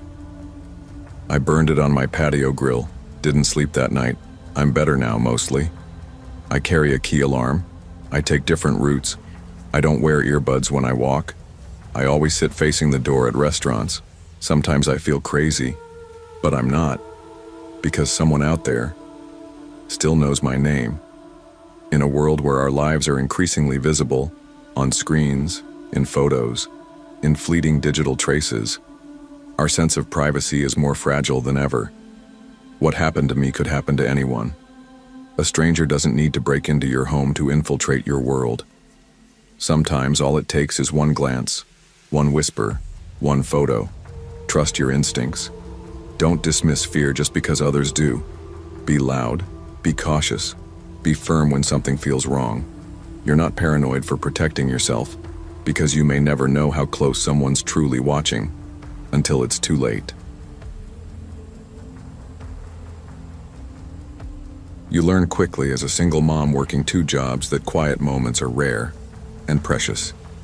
Evenings when I can take my daughter Ava somewhere simple, just to see her face light up, are golden, and yet, they can also be the loneliest, filled with the noisy silence of my own worries. October in Miami doesn't mean leaves and pumpkins. It means humidity and bright lights, even after sundown. But that Saturday evening felt like fall to me anyway. Maple-scented candles were already out in stores and the air seemed softer, cooler. I just finished my shift at the diner and told Ava we'd stop by Walmart so she could look at the dolls. Her face, bright with hope, made me forget how drained I was. Her small hand squeezing mine. I felt the weight of her trust and I let go of my exhaustion, even for a little while. Just to look, she promised. We arrived around 7:15 p.m. The store was humming, families with carts piled high, that endless audio loop of announcements and store music, the bright fluorescent lights that make everything feel unreal. I gave Ava a few dollars, reminding her of our look, not buy deal. She ran ahead like she'd hit treasure, her curls bouncing, and I followed more slowly, purse tight under my arm, my eyes flicking to my phone every few seconds. The toy aisle was a riot of colors, action figures, board games, stuffed animals. But Ava went straight to the dolls. She crouched by 2 plastic princess dolls, her face glowing like she'd found a friend. I let her look while I scanned the aisle, just in case, because I knew what the silence of fatigue could hide. It was then that I saw him, standing near the end of the aisle. Mid-40s, paint-splattered jeans, dirty sneakers, hands at his sides, no cart or basket. He was a single figure in the crowd, but his eyes were on Ava. His gaze was too steady, too focused, not the glance of a passerby. It felt calculated. My chest tightened. I cleared my throat. Ava, sweetie, Mom's thirsty. Let's find water, okay? The man didn't move. He just smiled. A slow, unnatural smile that sent a cold shiver through me. And then he spoke, stepping forward. "Pretty kid," he said. My lungs locked. My instincts shouted danger, but my lips moved first. "Excuse me?" He tilted his head like he was assessing me. I said she's cute. Looks like my niece. "Thanks, but no thanks," I said low. I bent to gather Ava's doll box. She looked up, worried. I didn't answer her question, I just said, "Time to go." I slipped my card into my pocket and moved briskly toward the crafts aisle, Ava's grip tight in mine. We looped past shelves of colored paper and glue sticks. 10 minutes later, I loaded cough syrup and toothpaste onto the conveyor belt. I decided then to let Ava keep the doll, $12.48, well worth the piece it brought. At the checkout, the cashier, a girl with purple hair and bright eyeliner, scanned our items. I whispered to her, Can someone from security walk us to the exit? There's a man we'd rather not run into again. She froze beneath her bangs, then nodded and pressed a button under the register. I bought a bottle of water for Ava, comfort in case we rushed out. We picked up the doll and walked forward, footsteps echoing between other carts. I checked over my shoulder. No man in sight. But as we neared the front door, there he was, 2 rows over. No cart, no movement, just standing there, leaning slightly forward, watching. I pressed my hand against Ava's back. She squeezed me back. I motioned to the purple-haired cashier. Security? Without a word, Ava reached for the doll with both hands. The cashier didn't smile again. 20 seconds later, a disabled access vest approached us. He offered a silent nod and walked beside us to the exit. We stepped into the parking lot together. The evening air was steamy, benevolent, but it couldn't mask the chill creeping over me, then pounding footsteps from behind. Not fast, but deliberate. My heart nearly stopped. I tightened my grip on the doll box and straightened my shoulders. As the vested employee slowed to match our pace, I barely turned and whispered, "Thank you." He nodded before speeding off, disappearing into the clash of carts and chatter. We didn't stop until we reached the Civic where I'd pulled in earlier that night. I unlocked the door, swallowed hard, and didn't let go of those keys until I snapped them inside the ignition. Ava climbed in, still clutching her new doll. I locked the doors, backed out, and waited until we crossed the parking lot threshold before breathing again. That night, every time I passed a Walmart sign or the glow of a store lamp through the rain, I felt her. That man's grin, his eyes on my daughter, his slow footstep after ours. We got home a little after 8, and I still hadn't shaken the feeling. You know the one, like someone still following, even when you're alone in your own apartment, deadbolt locked, chain on. I made sure both were secure before I let Ava put the doll on the couch and run to brush her teeth. She was talking to the doll like it had always been hers. I let her name it, sing to it, even tuck it into a towel on the couch. Because behind her joy, I saw the hesitation. That same shadow of awareness in her eyes I hoped she was too young to recognize. I went into the bathroom and stared at myself for a full minute. My uniform smelled like fry oil, my hair was a mess, and I looked like I hadn't slept in 3 days, which was probably true. But none of that mattered. What mattered was that a stranger watched my kid, followed her, smiled like he'd already made some kind of choice. After Ava fell asleep in my bed, I wasn't letting her sleep alone that night. I sat on the edge of the mattress scrolling through my phone. I didn't know what I was looking for. Maybe reassurance. Maybe faces. I went to the store's Facebook page, wondering if anyone had posted about a guy hanging around. Nothing. No posts. No mentions. Then around midnight, I called the store myself. A manager answered. Woman in her 40s, sounded tired but sharp. I gave her the short version. I was there around 7:15 with my daughter. There was a man watching her in the toy aisle, paint on his jeans, no cart, no kids. He followed us. Silence on the other end for a few seconds. Then she cleared her throat. "Ma'am, can I ask, was he wearing a gray hoodie under the jeans jacket?" "I think so. You know him?" She exhaled slowly. "He's been here before, 3 times this week, always in toys, no purchases, no kids. Why is he still allowed in the store? We've called security before. He doesn't touch anything, doesn't steal, doesn't talk to staff. But he lingers, and unless he breaks a rule..." I closed my eyes, trying to steady my breath. She continued, her voice lower now, up again. "I'll file a report for you. I can flag his presence if he shows I thanked her," hung up, and stared into the dark living room for what felt like an hour. I knew what I had to do. That next morning, I used what little was left on my debit card and bought a better lock online. One of those ones with a keypad and deadbolt. I picked up pepper spray too. I hadn't carried one since college. But this was different. That man hadn't wanted to talk. He wasn't curious. He was waiting. I took Ava to school Monday morning. pretending everything was normal. But when I looked at her through the rearview mirror, brushing her little doll's hair and humming to herself, I realized something. She wasn't pretending anymore. She was scared, not of the dark, not of the man, but of the way her mom had looked when she said, "We need to leave, now." Kids notice more than we think, and even if they can't name it, they feel danger. That night, when I tucked her in again, this time with her in her own bed, I kissed her forehead and whispered, "No one is ever going to hurt you, baby, I promise." She didn't answer. She just pulled the covers up to her chin and whispered, "Don't let him find us." I stayed awake until 2. Every time a car passed outside, I sat up and looked through the blinds. It was a long, quiet night, but not quiet enough, because just after 2:30 I got a text from an unknown number. No message, just a photo. It was a picture of the toy aisle, the very one we had been in, empty, but I knew the angle. It had been taken from the same place that man had stood. I didn't sleep after that. I stared at the photo on my screen until my eyes burned.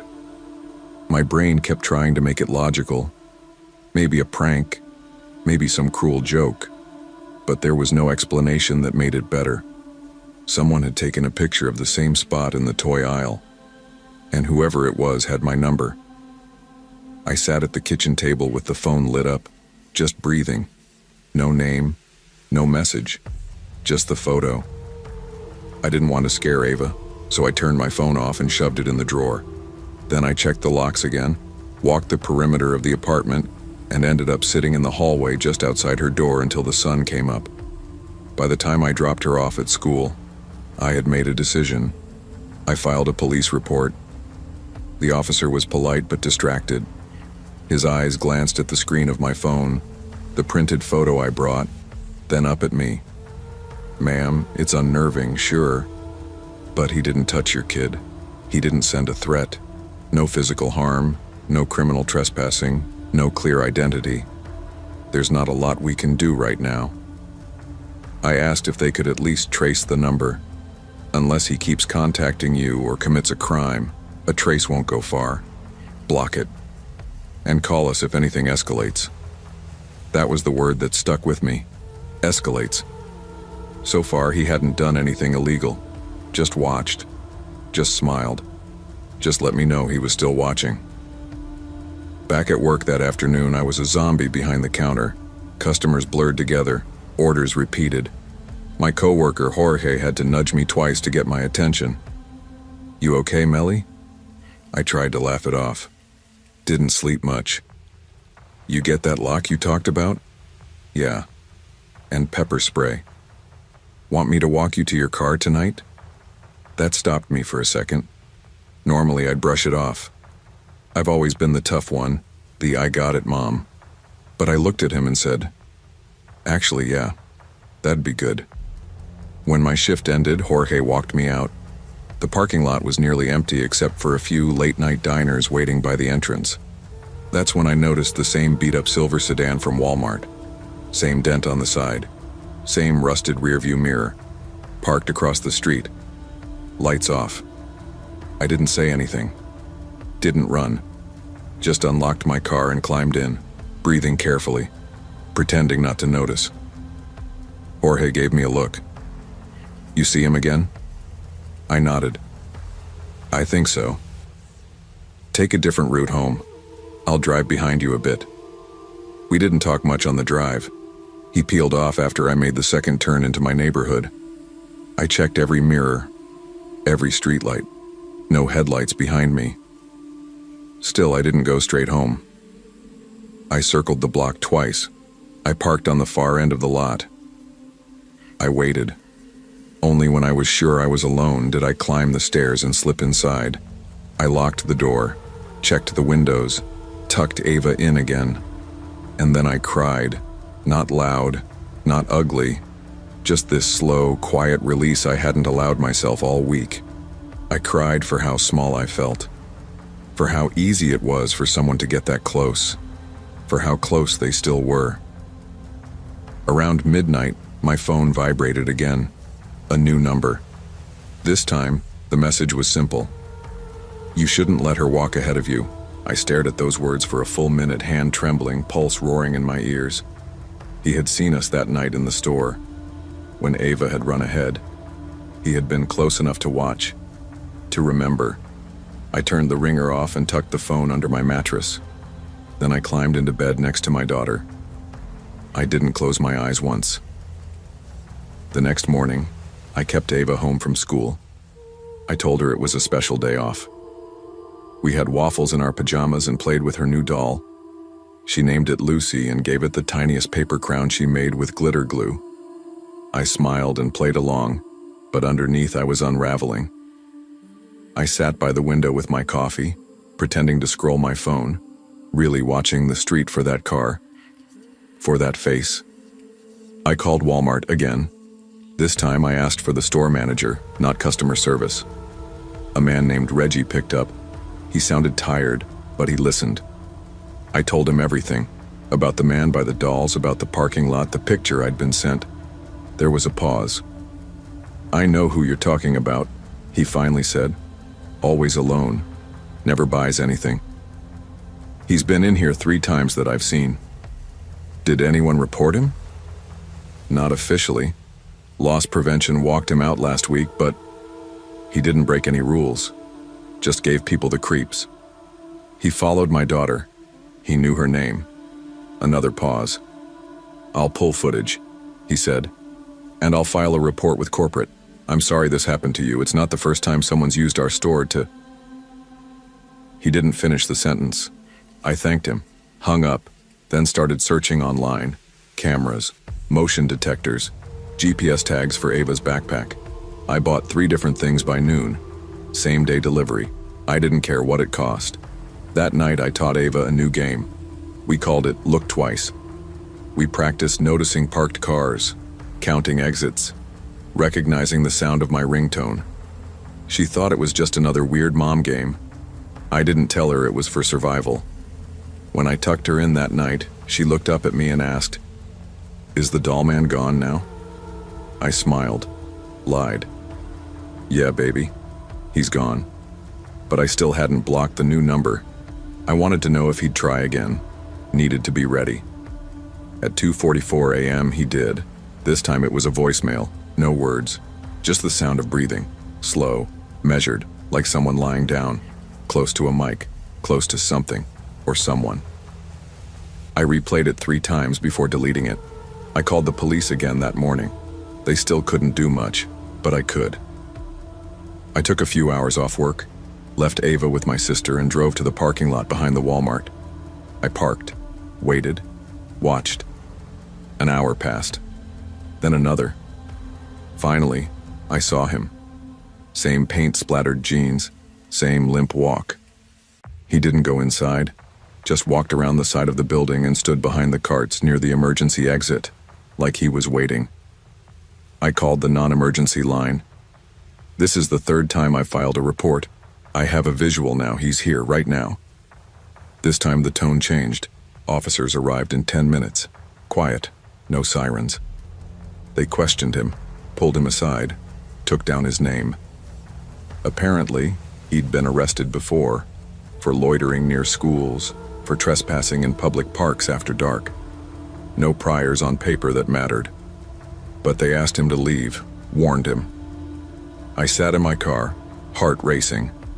He glanced at me as they walked him toward a cruiser. He didn't fight, didn't yell, just turned his head slowly and smiled. That smile. Like he knew something I didn't. I waited until he was out of sight before I let myself breathe again. Weeks passed, no messages, no sightings. Ava started laughing more again, sleeping through the night. I let her go back to school and even said yes when she asked to go to the park. But I never let her run ahead. I never left my phone volume off. And I never stepped inside a Walmart without checking every aisle first. Then, one rainy afternoon, while grabbing a prescription after work, I saw something. A little girl, maybe 5, walking alone by the toy section, clutching a pink stuffed bear. Her mom was nowhere in sight. I felt it rise in me. That pulse. That instinct. Then I saw him. Not the same man, not paint jeans, but the posture was the same. Standing too still, watching too long, hands in his pockets. The mom appeared a second later, shouting the girl's name. She scooped her up. The man looked away, shuffled off. I walked out without my prescription, because it wasn't about him anymore. Not really. It was about all the versions of him, the watchers, the ones who know how to stay invisible just long enough, the ones who understand how no law gets broken if no words are said, no touch is made, no threat spoken aloud. Sometimes the threat is simply being seen, and now I see them too. Every aisle, every street. Every time I tuck Ava in, I watch the shadows on the wall a little longer. Maybe that's what being a mother is, loving something so fiercely that the whole world turns into a threat assessment. But it's also knowing how to keep them safe anyway, even when you're scared, even when no one else sees what you do. Because someone has to be the one who looks twice, every time. Trust your instincts, especially when it comes to your safety and the safety of your loved ones. We're often taught to be polite, to not cause a scene, to give people the benefit of the doubt. But when something feels off, it usually is. Speak up, ask for help, protect your space. Because not every danger announces itself with a weapon or a threat.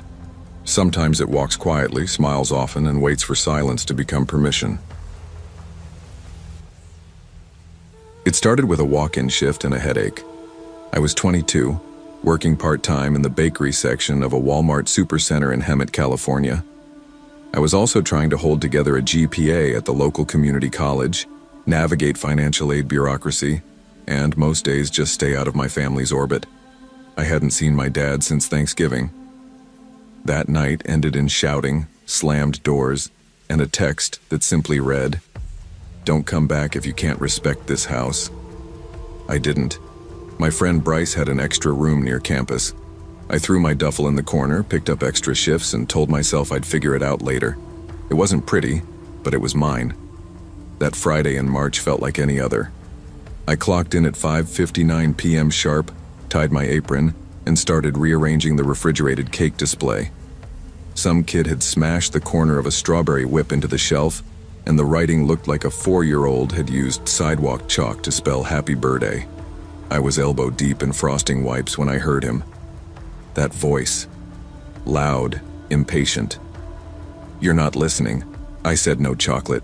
"She's allergic, damn it." I froze. My body knew it before my brain did. I turned, and there he was, Dad, still in his work boots and a dusty flannel, barking at some poor teenage associate who looked like he wanted to evaporate. He hadn't changed much. Still walked like he owned the room, even when the room wasn't his. Still had that same hard edge in his voice, like every word had to fight its way out. He didn't see me at first, but I saw the contents of his cart, streamers, paper plates, a deflated balloon set with happy birthday and glitter, and a tub of vanilla frosting. I could have ducked into the back room, slipped past the dairy cooler. Anything, but my feet didn't move. He looked up, locked eyes. "Jaden?" I gave him a nod. "Yeah? Hey?" And just like that, the tension in his shoulders dropped. His whole posture changed, like someone had hit the dimmer on his anger and turned up the regret. "Didn't know you were working here," he said. "You look different." "I've been busy. Classes, work." He gave a dry laugh. "Still mad?" I didn't answer. What was the point? He motioned to the cart. "It's your sister's birthday. She's turning 9. We're doing something small. I tried to. You should come." It caught me off guard how normal he was trying to be. Like we hadn't exploded at each other 4 months ago in front of my grandma over college, money, and everything in between. "You used to be good at baking cakes," he added. "Figured you might want to make one." That was before you called me a disgrace in front of Grandma. The teenage associate slowly backed away, probably praying for invisibility. I didn't blame him. Dad sighed and rubbed the back of his neck. A familiar gesture. He only did that when he was unsure of himself, which wasn't often. I was angry. he said. Away. You dropped out. You moved out. It felt like you were throwing your life. I wasn't, I said quietly. I was surviving. The words sat between us like a birthday candle no one wanted to light. Then he said, softer than I expected, "She misses you." I didn't know what to say. I just nodded and turned back to the cakes, pretending to rearrange the lemon bars. He left without another word. After the awkward bakery reunion, I tried to shake it off. I focused on the closing checklist: rotate the cupcakes, check the expiration on the pies, toss the stale muffins. But my mind stayed parked in that aisle, replaying everything. He'd shown up like he hadn't torn our family in half with his anger. Like it was just a minor storm we should have forgotten by now. That's the thing about people like my dad. They forget the thunder because they never hear their own thunder. Later that night, I was clocking out when the teenager from earlier stopped me near the break room lockers. His badge said Tyler. "Hey," he said, still chewing on whatever snack he'd smuggled from the deli. "That your dad?" "Yeah." He seemed intense. I smirked, slinging off my apron. He's not usually like that, unless he is. Tyler gave an awkward chuckle. "Family's weird." "Yeah," I said, grabbing my backpack. "That's one word for it." I walked out into the cold spring air, the kind that wasn't cold enough for a jacket but just chilly enough to make you feel small. I sat in my car for a long time, engine off, staring up at the Walmart sign. Glowing blue against the sky like a nightlight too tired to help. There were no tears, no rage, just silence. When I got back to Bryce's place, I opened my laptop to work on a midterm paper but just stared at the blank screen. Eventually, I typed out a short message. "Sunday at 3, right?" He replied almost instantly. "Yeah. Backyard. Just us." I didn't reply, just closed the laptop. Sunday came faster than I expected. I thought about ghosting it more than once, but something about the way he said "she misses you" stuck with me. I remembered helping her bake her first cookies, holding her tiny hand while she dumped flour everywhere, the way she hugged me when I brought home that pink unicorn cake for her 5th birthday. So I showed up, not with a homemade cake, just a smile and a gift bag from Target with glittery slime and a tiny sketchbook inside. The backyard hadn't changed. Same patio chairs, same dead grass, same string of lights that never worked right. She saw me through the window and ran out before anyone could stop her. "Jaden!" She hit me like a rocket, nearly knocking the gift out of my hands. "Hey, birthday girl," I said, hugging her tightly. She smelled like fruit punch and frosting. It made my chest hurt in the weirdest way. Dad stayed by the grill, watching from a distance. Mom waved from inside, trying to act casual, but I saw the tension. After the cake, after the presents, after the backyard games and soda-soaked paper plates, I found myself standing by the fence, alone. He came over. "I'm glad you came," he said, flipping a burger with the kind of attention people give when they're avoiding eye contact. "She looks happy," I said. "She is." We stood in silence for a while, the air thick with unspoken things. "I'm sorry," he said finally. "About Thanksgiving. About all of it." I didn't say anything. "I know I can't take it back," he added, "but I can try to be better." "Don't just try for me," I said. "Try for her." He nodded. "Yeah, for both of you." The weeks that followed weren't magical. He didn't suddenly become soft-spoken or emotionally fluent. I didn't move back in. But something shifted. We started texting occasionally, mostly pictures of my sister's latest Lego tower or updates about her school art show. We didn't talk about college, or money, or disappointment. Sometimes healing isn't a grand gesture. Sometimes it's just showing up to a backyard party and staying long enough to see the candles blown out. At work, Tyler kept asking about the cake aisle reunion like it was the season finale of a sitcom. "You guys good now?" "No," I said. "But maybe we're trying." It was a Thursday night when I found myself walking past the birthday cake aisle again, stocking shelves on autopilot. A little girl stood with her mom pointing at a pink frosted unicorn cake, the same one I used to get for my sister. She had the same wide eyes, same messy ponytail. The mom asked if I could write her daughter's name on the cake. I smiled. "Sure thing. What's her name?" "Lila," the girl said proudly. As I piped the name onto the frosting, I thought about how much happens in these aisles. Not just birthday plans and grocery lists, but life. Messy, emotional, unresolved life. I handed her the cake, and she beamed. Her mom thanked me. As they walked off, I turned back to the fridge, but something in me settled. Not everything is fixed. Not every apology is enough. But sometimes, the aisle is where the story starts again. Family wounds don't always heal with time, but they can soften with effort. Forgiveness isn't forgetting. It's choosing to let a door stay cracked open just wide enough for love to slip back in. I wasn't trying to be anywhere special that night. It was late October. I'd just finished my second shift, 7 hours on my feet at the front desk of an urgent care clinic after spending the morning shelving products at a home goods store. My scrubs smelled faintly like disinfectant, and my back felt like it had been stomped on by gravity itself. I wanted dumplings. That was it.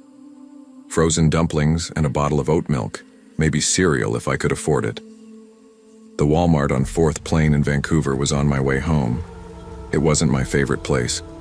Too bright, too quiet. The kind of place that always felt like it was just one step away from something off. But it was convenient, and I was too tired to care. I parked under the usual flickering light, row D near the cart return. Didn't think twice. Inside, the store was calm, half asleep.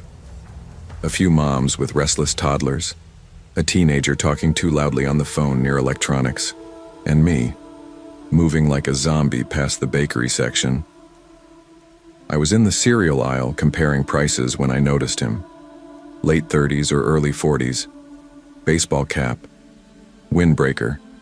He was standing a few feet away, holding 2 boxes of oatmeal and looking like he was trying to solve a math problem. I didn't think much of it. I see all kinds of tired men in grocery stores. Most of them just want to get home too. But then I saw him again, in the frozen foods aisle. No cart, no basket, just him, walking slow. Then again near the yogurt section. I paused in front of the Greek yogurt cups and pulled out my phone, pretending to check a text. That's when I felt him step closer. "Hey, excuse me." His voice was too smooth, calm, but overly casual. "Yeah?" I said, not smiling but not rude, just neutral. "Sorry if this is weird. I just moved here. Can't figure out which yogurt is decent. You look like you eat healthy." I pointed to a vanilla brand. "That one's all right." "Cool," he said, holding the yogurt like it mattered. "You from around here?" Something in my stomach nodded. "Not really, just in and out." He smiled, a little too wide. "Shop late?" "Ah, I've seen you before. Maybe here a few times. You usually..." I felt the blood drain from my face. "I don't think so," I said, already starting to push my cart. "I barely come here." "Yeah, maybe I'm wrong," he said with a chuckle that didn't sound natural. Those familiar faces. "You've got one of..." I turned the corner into the snack aisle and kept walking. Fast. I didn't run. I didn't panic. I've learned not to do either. Instead, I moved with a purpose, like I was just another tired shopper on autopilot. But my ears were dialed in, scanning for footsteps, wheels, breathing. I cut through aisles fast, past canned goods and bulk snacks, toward self-checkout. I told myself he was probably just awkward, maybe lonely, maybe harmless. I've told myself that before. At the self-checkout, I scanned everything like it was a race. Oat milk, frozen dumplings, a clearance granola bar, no cereal. My hands were trembling slightly, but I kept my face calm. Then I looked over. He was at a regular checkout line, not near the exits, just standing. Cart nearly empty, just a bottle of water and a pack of mints. I felt my heart thump. Why spend that much time in 3 aisles for just water and mints? I paid and walked toward the exit, pretending to answer a call. "Hey, yeah, just grabbing groceries. Be there soon," I said out loud to no one, angling my head like I had someone on speaker. I stepped into the parking lot. Cool night air hit me like a slap. My breath fogged up. My keys were already in my hand, looped between my fingers the way I'd been taught. My car was under the flickering light. Halfway there, I saw movement in the side mirror. A figure behind me. I turned sharply, heart in my throat. It was an older woman returning her cart. Not him. I smiled, nodded, and kept walking, faster now. I got in, locked the doors, and sat there, gripping the steering wheel. No one knocked. No one followed. No shadow passed my window. I started the engine, but instead of leaving, I did a slow lap around the lot. No sign of him. And yet, I couldn't shake the feeling that I'd been watched long before tonight. That night, back in my studio apartment, I didn't unpack my groceries right away. I sat on the edge of my bed with the lights off, listening. Nothing outside, no knocks, no strange sounds. I looked at the oat milk and felt stupid for being afraid, but something wasn't adding up. "You usually shop late." He was right.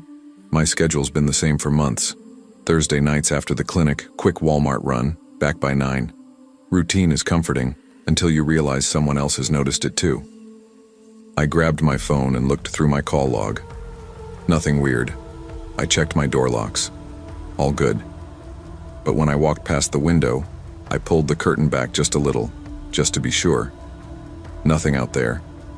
No one standing under the streetlight. No van idling. Just shadows and my own reflection. I tried to sleep, but my mind kept spinning. How many times had he seen me before he said something?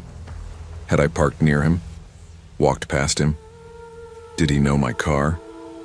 I kept thinking about his cart, about the fact that he wasn't really shopping, and about what could have happened if I hadn't trusted my gut. I changed things after that. Different store, different hours. I stopped going on Thursday nights, started mixing up my schedule, sometimes a Target run, sometimes groceries in the morning. I even told my coworker Jasmine about it. She's the kind of friend who doesn't ask if you're overreacting. She just says, "Want me to come with you next time?" But the feeling stuck with me. That eerie sense of being studied. I wasn't scared. Not exactly. I was alert. And there's a difference. Scared keeps you frozen. Alert makes you remember to check your mirrors, to make noise, to trust your instincts. The thing about stories like this is that they usually stop when nothing happens. Because nothing did. Because I left before something could. But that's the part that matters. A few weeks later, I was at a different Walmart across town grabbing cold meds. It was early afternoon. Flu season had hit the clinic hard, and I'd just finished a 10-hour shift. As I reached for a bottle on the top shelf, I heard a voice behind me. "Excuse me, do you know if this one's any good?" My heart jumped, but it wasn't him, just a tired dad holding 2 boxes of cough syrup, looking truly confused. I exhaled and helped him out. Not every stranger means harm, but I still walked a little quicker that day. Still checked my mirrors before leaving the lot. Still kept my keys between my fingers. Because some people don't want to hurt you, but some do. And you don't always get to know which is which until it's too late. Listen to your instincts. You don't owe strangers your time, your answers, or your trust, especially when something feels off. Your safety is not paranoia. It's wisdom wrapped in experience. Trust it. Protect it. You might never know how close the danger was, but that's exactly the point.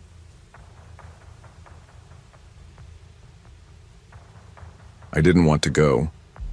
I told Natalie she could return the phone herself, but she just rolled her eyes and said she had too much going on. The kind of too much that always seemed to show up when I asked a question she didn't want to answer. We'd been together 4 years.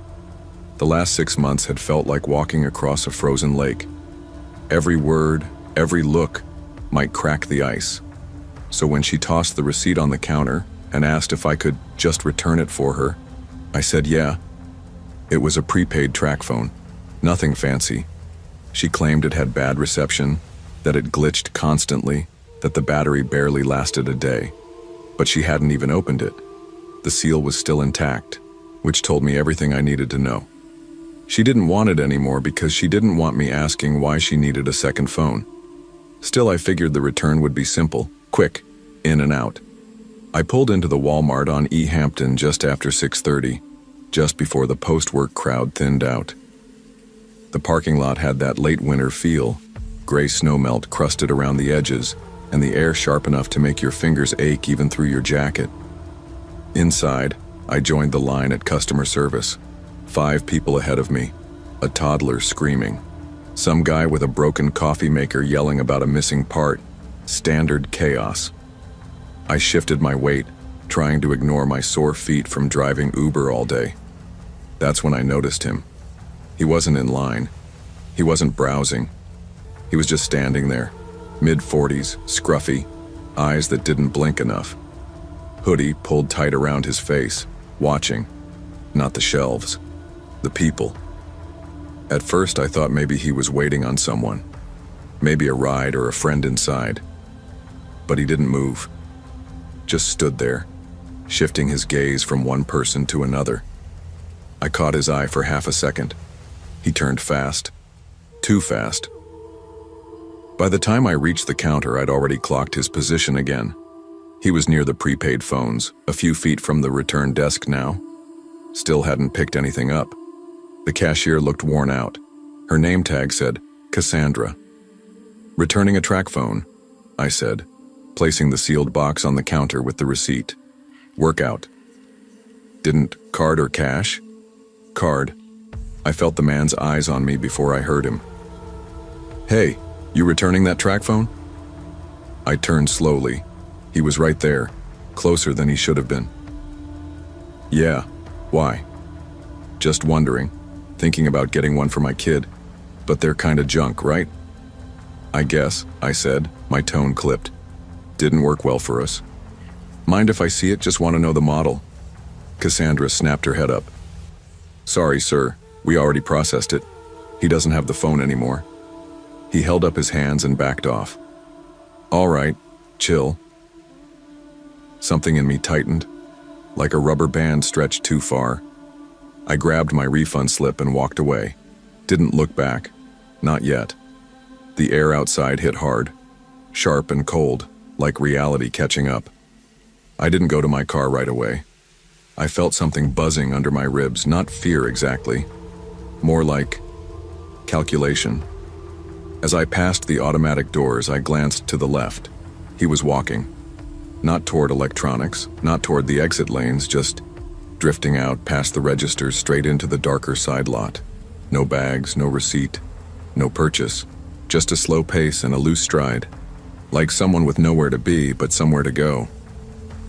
I took a detour, walked straight into the front bathroom, locked myself in the handicap stall, and sat on the toilet lid fully clothed. Phone in hand, breathing quiet. I waited 5 minutes, maybe more. No one came in.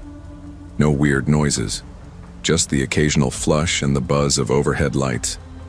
When I finally left, I didn't head to the front doors. I went out the garden center, which they keep open for evening hours during spring inventory prep. The parking lot felt quieter now, dimmer. My car was parked in the second row, under one of the flickering poles near the far end. Alone. I stayed close to the garden fence line, scanning as I walked. No one behind me. No figures crossing the lot. I kept my keys in hand the way Natalie had shown me a year ago.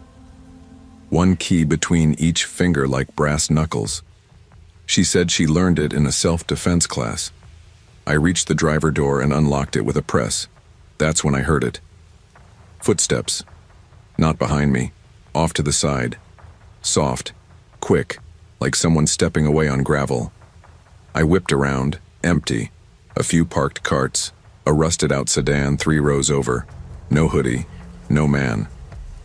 Still, I got in fast, locked the doors, and started the engine. But I didn't drive straight home. I took the long way back, out toward the freeway, then looped back around on Quincy just to be sure no one was tailing me. Paranoia? Maybe. But sometimes paranoia keeps you breathing. Natalie was on the couch when I got in, laptop open, one leg tucked under her. She didn't look up when the door opened. "Returned the phone," I said, tossing the receipt on the table. Thanks," she replied, not making eye contact.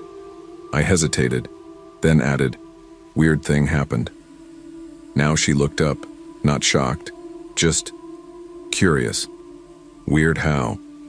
There was a guy, kept watching me in the store, didn't buy anything, tried to ask questions about the phone, then walked out toward the lot without buying anything. I waited it out, left through the garden center. She blinked.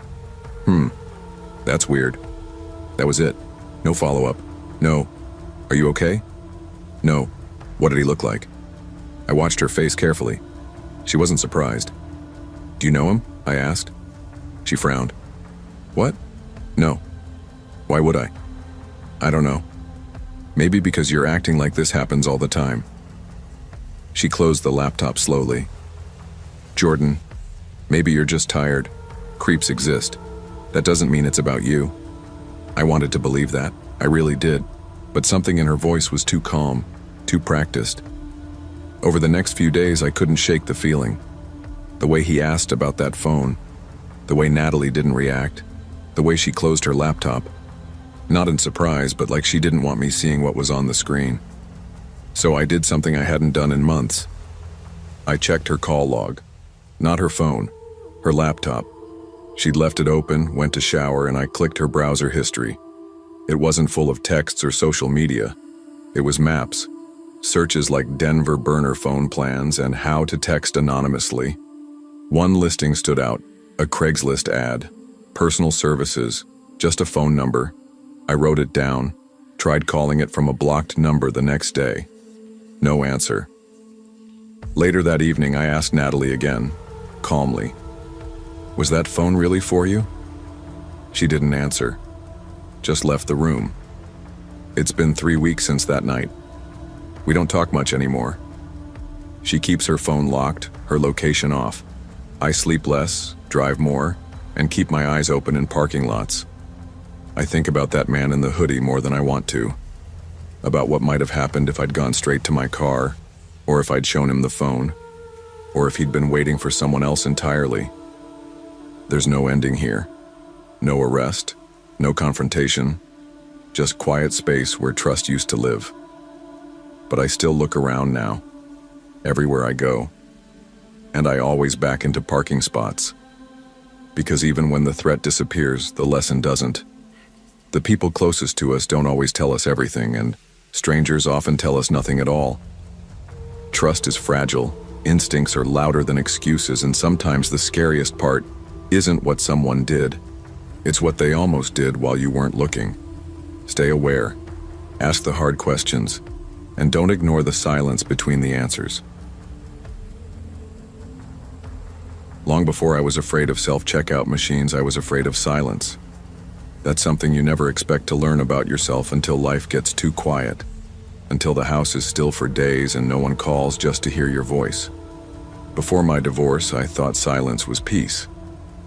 Now, most nights, I fill it with reruns of sitcoms I've already memorized. Laughter from someone else's script. A voice that doesn't ask anything of me. It was a Tuesday. One of those Missouri spring evenings where the wind still stings, and you wonder why you didn't just order in again. I'd had a long day. One of my junior students plagiarized a full essay on Of Mice and Men. Not even subtly, just copied and pasted from a SparkNotes summary. When I reported it, the principal tossed it back to me like a hot potato. "You're good at these things, Emily. Handle it how you see fit." That's code for make the problem disappear quietly. I hadn't eaten all day. The fridge had nothing but mustard and an old bag of grapes that looked like shriveled marbles.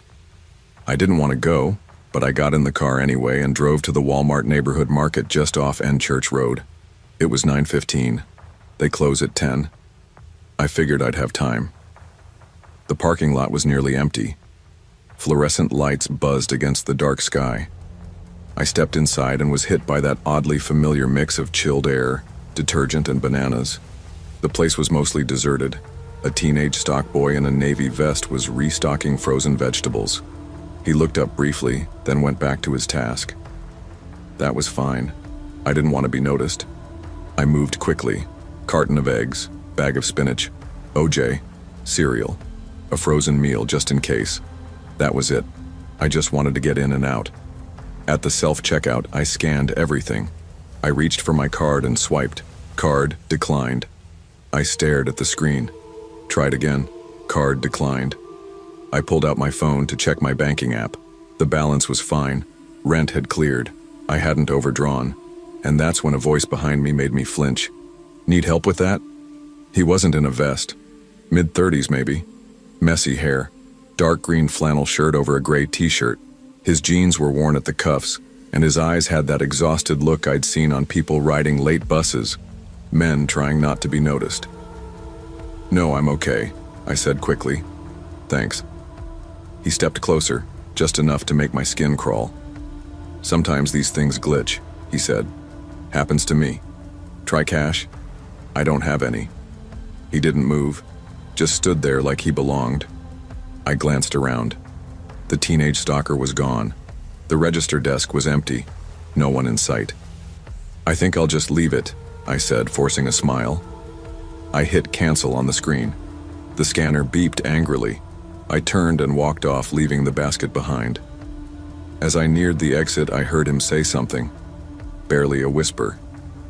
"I know what it's like when it gets tight." I didn't respond, didn't slow down, but that sentence stuck in my head. It wasn't just about money. It felt closer than that. Outside, my hands trembled slightly as I unlocked my car. He wasn't behind me. The glass doors stayed shut. I drove home with the heat on full blast, gripping the steering wheel like it could anchor me back into the real world. The next day, I tried to forget it. I told myself it was a weird moment. Everyone has them. Some guy hovering at checkout, maybe lonely, maybe unstable, maybe just trying to help in his own awkward way. That's what I said out loud as I got dressed for work, but I kept checking over my shoulder in the teacher's lounge, kept glancing out the classroom window like I expected to see someone watching from the parking lot. I didn't tell anyone. It felt stupid. I teach 16-year-olds how to interpret symbolism and write personal essays. I couldn't exactly walk into the front office and say, "A man looked at me weird while I was buying spinach." But then things got strange again. It started with a phone notification just after lunch. Your Walmart account was accessed from a new device. I didn't even know I had a Walmart account. I opened the app. It showed a device in Kansas City, an iPhone. Not mine. 2 password reset attempts had been made overnight. My stomach dropped. I changed the password. Set up 2-factor authentication. That night, I changed every password I could remember. Google, bank, school email, Amazon. I even updated my Netflix login just in case. I told myself it was a coincidence. But by Friday, our school's IT department contacted me. "Emily, we had some unusual activity on your email. Multiple login attempts from out-of-state IPs. We're resetting your credentials just to be safe." I thanked them and pretended it was fine, but it wasn't fine. At night, I'd walk past my window and feel like I was being watched. The glow of the streetlight outside felt harsher than usual. My dreams became muddy and stressful. I'd wake up with the weight of someone's eyes on me. The more I thought about it, the more that sentence haunted me. I know what it's like when it gets tight. It wasn't just a financial metaphor. It felt like something deeper, like pressure, like being cornered, like being strangled. Tight. The following Tuesday, I decided not to go out. I ordered groceries online. It felt like giving in. But I couldn't face that parking lot again. Not yet. I watched the delivery window like a hawk. When the driver arrived, I checked through the peephole before opening the door. Teenager. Harmless. I thanked him and locked up again. But something was off in the order. I had asked for almond milk, But there were 2 bottles. I asked for apples, got none, and in the bag with the cereal, tucked between a box of Cheerios and a can of soup, was a folded receipt for items I hadn't ordered. Men's thermal socks, a flashlight, a prepaid phone card. They weren't charged to me, not on my account. It was like someone else's purchase had bled into mine. I called customer service. The woman on the line was polite but confused. "That's not possible, ma'am. Orders are bagged individually." "Could this have come from another cart by mistake?" "Not usually," she said. "Each picker uses a separate bin." I asked her to double-check. She said she would escalate the issue. I hung up and stared at the flashlight. It was a cheap one, plastic casing, still in the packaging. I threw it in the trash. But that night, my power went out. Only for a moment. Just long enough for every room to go dark. My heater clicked off. The fridge went silent. Then it came back. "A blip," the power company said. "Nothing to worry about." But I didn't sleep well that night. On Thursday, I went back to the store. Not because I wanted to, because I needed to know if he was real. Part of me had begun to wonder if I imagined it, like a ghost from a stressful week, a shadow of fear wearing a man's face.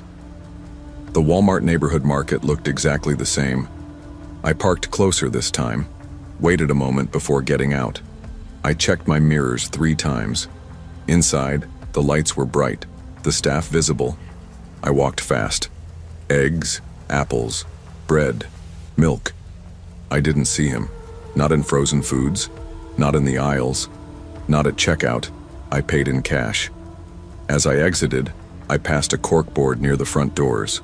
A community announcements thing. Babysitters, dog walkers, piano lessons. Pinned near the corner was a photo. A man's face printed in grainy black and white. Missing. Name, Jeremy L.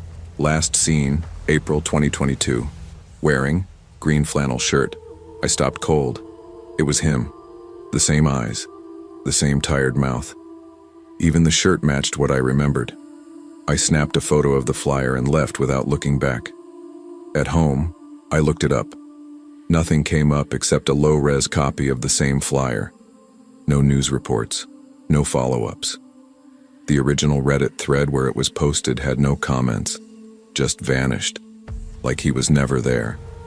That Friday, I got an envelope in the mail. No return address. Inside, a single receipt. From Walmart. My name on it. Dated the Tuesday I saw him. Items listed: eggs, spinach, cereal, orange juice. Total, $19.14 payment method, cash. But I never bought those items. I left them at the register. I stared at it for a long time. That receipt had no business existing. It suggested a purchase that never happened, or worse, one I didn't remember making. I shredded it, burned the pieces in a dish on my balcony, and I haven't shopped at that store since. But sometimes, late at night, I'll be scrolling online and something will flicker.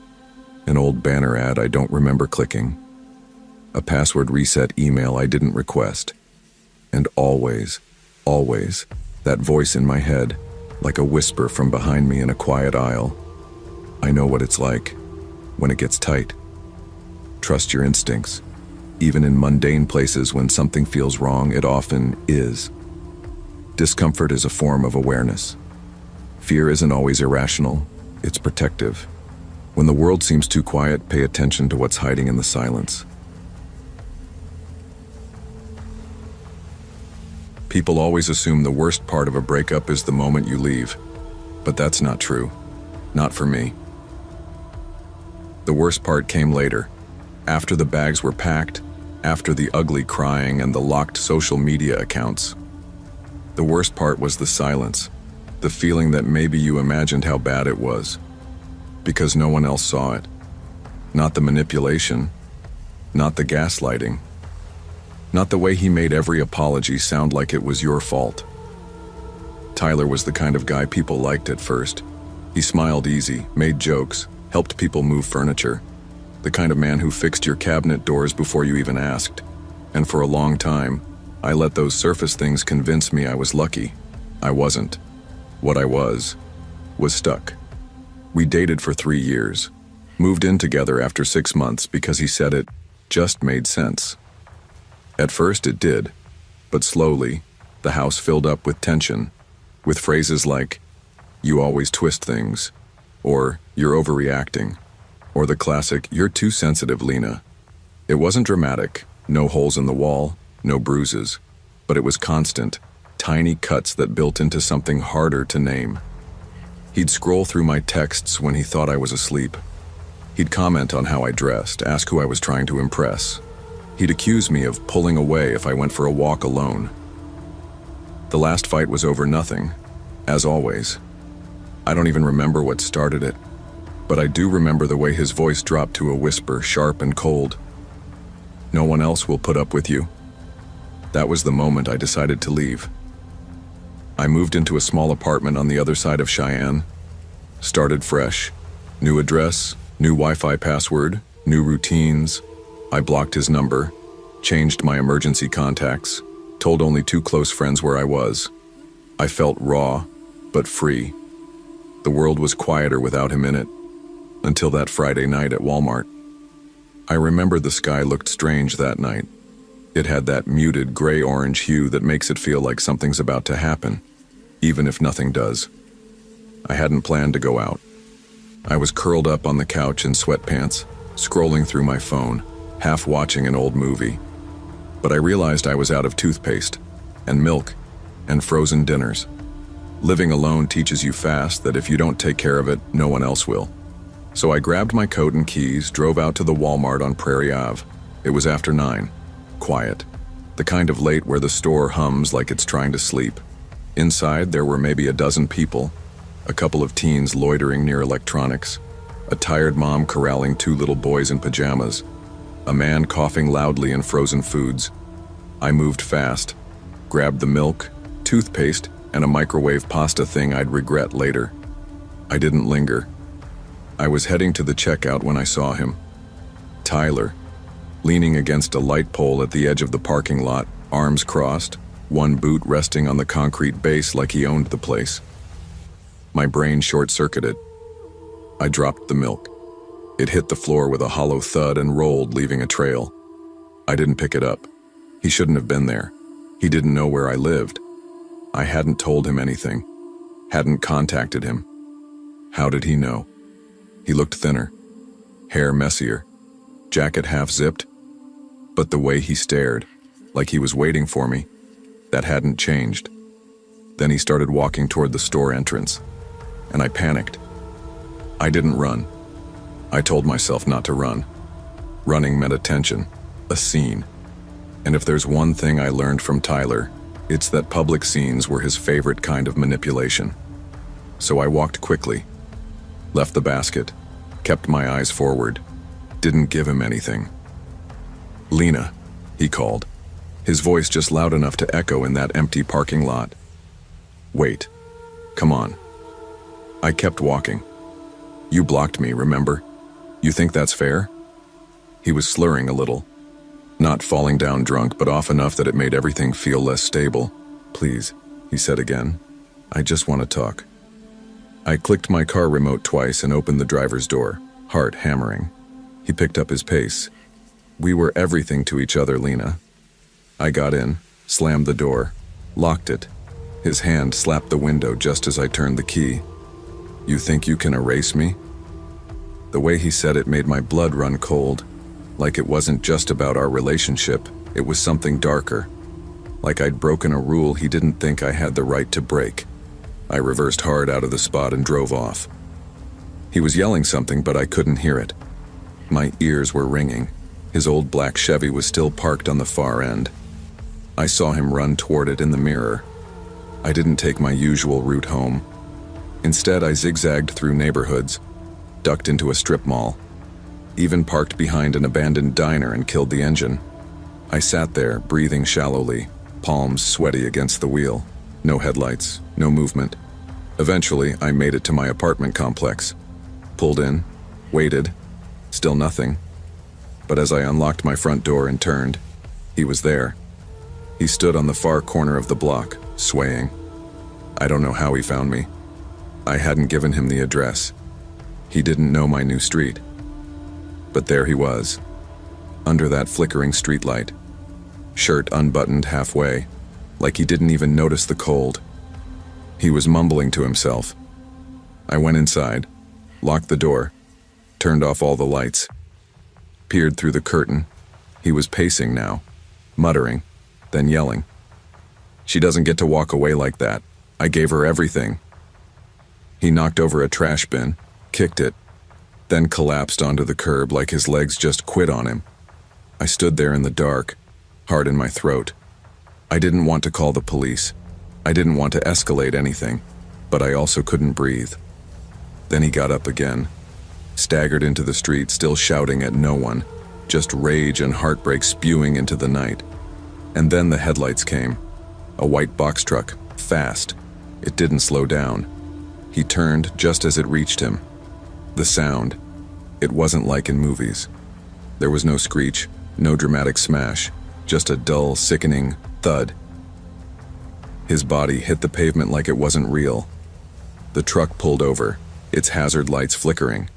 I dropped to the floor behind the curtain, hands over my mouth. I didn't look again. Not until the sirens came.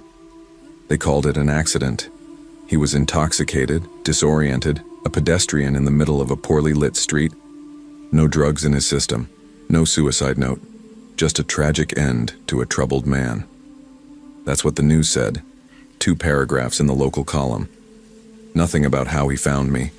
Nothing about how he screamed my name just moments before. I didn't go to the memorial. I didn't speak to his family. But I did write down everything that happened.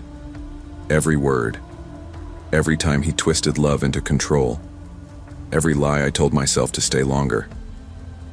It's been months now. And I still flinch when I hear certain voices. Still double-check my locks. Still dream about the impact. I didn't want him dead. That's the part that's hardest to explain. I just wanted him gone. He was the first person I ever loved. And the last person who ever made me afraid to breathe. His last words to me weren't spoken. They were screamed through a parking lot, wrapped in desperation. And I hear them sometimes in the quiet, when I let myself remember. You think you can erase me? No, Tyler, I can't erase you, but I can survive you. Leaving isn't the end of fear, but it's the beginning of freedom. Emotional abuse doesn't always leave visible scars, but it does leave weight. Fear, guilt, confusion. Trust your instincts. No apology or memory is worth losing yourself. You don't owe anyone your peace, especially the ones who broke it. It's strange how quickly normal can turn to danger. For most people, Friday nights meant dinner out, movie plans, noise, and laughter. For me, they meant Walmart. Every Friday after I clocked out of my second part-time job, I picked up Noah, and we'd stop at the Stillwater Supercenter for groceries. It was our routine, predictable, familiar. I always tried to keep things steady for him. Noah's 15. He's my little brother, but in a lot of ways, I'm more like his guardian. Our parents passed away 3 years ago, and it's been the 2 of us ever since. He's autistic, verbal but easily overstimulated, especially by loud or unpredictable noises. Sudden changes in energy throw him. A toddler's scream. Someone slamming a shopping cart. Raised voices. They all hit him like a fire alarm inside his skull. That's why we always had a plan. I carried his noise-canceling headphones in my bag, practiced breathing exercises with him in the car, and stuck to the outer aisles where it was quieter. I knew how to read his signs. The hand tapping, the shallow breathing, the clenched jaw. That night, though, things felt off from the moment we walked in. The store was louder than usual. Shelves half-stocked, carts jammed in every aisle. Kids were crying. A man near the pharmacy was pacing with his phone, yelling into it like the person on the other end was a mile away. I instinctively reached for Noah's hand, felt him tense. We moved through produce and frozen foods quickly. Milk, rice, a couple of frozen dinners, canned beans. Noah was doing okay. Quiet but alert, hanging onto my elbow. Then we got to the dairy aisle, and he started to spiral. Noah dropped his armful of groceries without warning. His hands flew to his ears, and he crouched, rocking lightly. I immediately crouched with him, blocking him from the oncoming cart traffic. "Breathe with me," I said softly. "In through the nose. 1, 2, out through the mouth." He tapped his thighs like a metronome. I reached into my bag and handed him the headphones. He shoved them on quickly, then looked at me, eyes wide, pleading for calm. I nodded, holding his shoulders gently. It wasn't the worst episode. We'd had worse. I was getting him to stabilize. His breathing was slowing when I heard the voice. Louder than anyone else.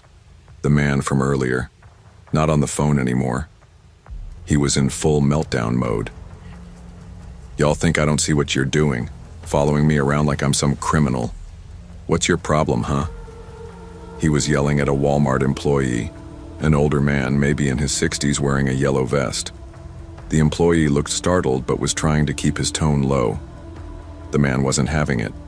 He accused the employee of watching him, then turned his attention to another customer who happened to glance his way. "What you looking at, huh? Think you're better than me?" I pulled Noah to his feet gently. We started to move away.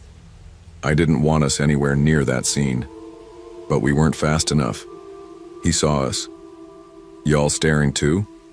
What's with everyone watching me tonight, huh?" The voice hit me from across the aisle like a gunshot. I instinctively looked down, pulling Noah behind me. "We're not... Sorry, sir." "You people," he snapped. "Always acting like you're better, judging, always judging." Noah whispered something under his breath, still trying to regulate. It was a self-soothing script. I couldn't make out the words, but he repeated them softly, eyes darting. That's when the man locked eyes with him. "What's wrong with him, huh? He mocking me?" He took a step forward, shoulders square, fists twitching like he was trying to decide something. I stepped in front of Noah. "He's not mocking you," I said, voice steady. "He's autistic. Please leave us alone." That word, autistic, it was like I lit a fuse. The man's jaw clenched, his nostrils flared, and for a second, I thought he was going to hit me. But then mercifully a store manager appeared. Mid-30s, tie half loose, holding a walkie-talkie like it was a badge. He placed himself between us and the man immediately, voice calm but direct. "Sir, I need you to come with me. Let's take a walk. Right now." "I'm not doing anything," the man barked. "She started talking to me." "She asked you to walk away," the manager said. The man stood still, then muttered something I couldn't hear. Something dark. He turned and walked off with the manager behind him. I exhaled so hard my vision blurred. Noah was clinging to my arm, eyes glazed with shock. We made it to the checkout. Self-service. I scanned fast. Eggs, oatmeal, soap. I didn't even check prices, just paid and pushed the cart like we were escaping a fire. When we got to the car, I told myself it was over, but it wasn't. We loaded the bags quickly. I got Noah buckled in first, then threw everything else in the trunk. My hands were still shaking as I slid into the driver's seat. I started the car, headlights clicking on against the dusk. The sky had gone deep gray blue, almost purple. I remember thinking, let's just go. Let's get home. I shifted into reverse, and then I saw him, standing directly behind the car. The man, smiling. My chest collapsed in on itself.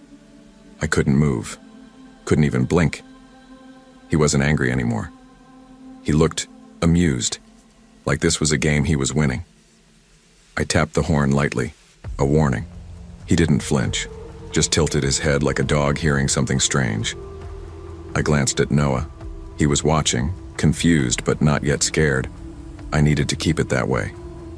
"Sir, please move," I said, window still closed. He raised one hand and waved, then punched the rear window.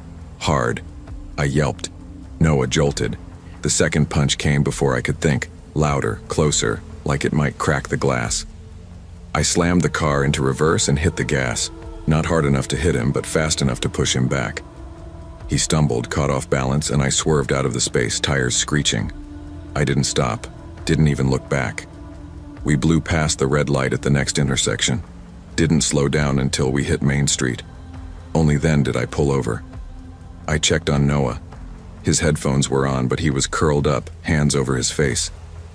"I'm sorry," I whispered. He didn't answer.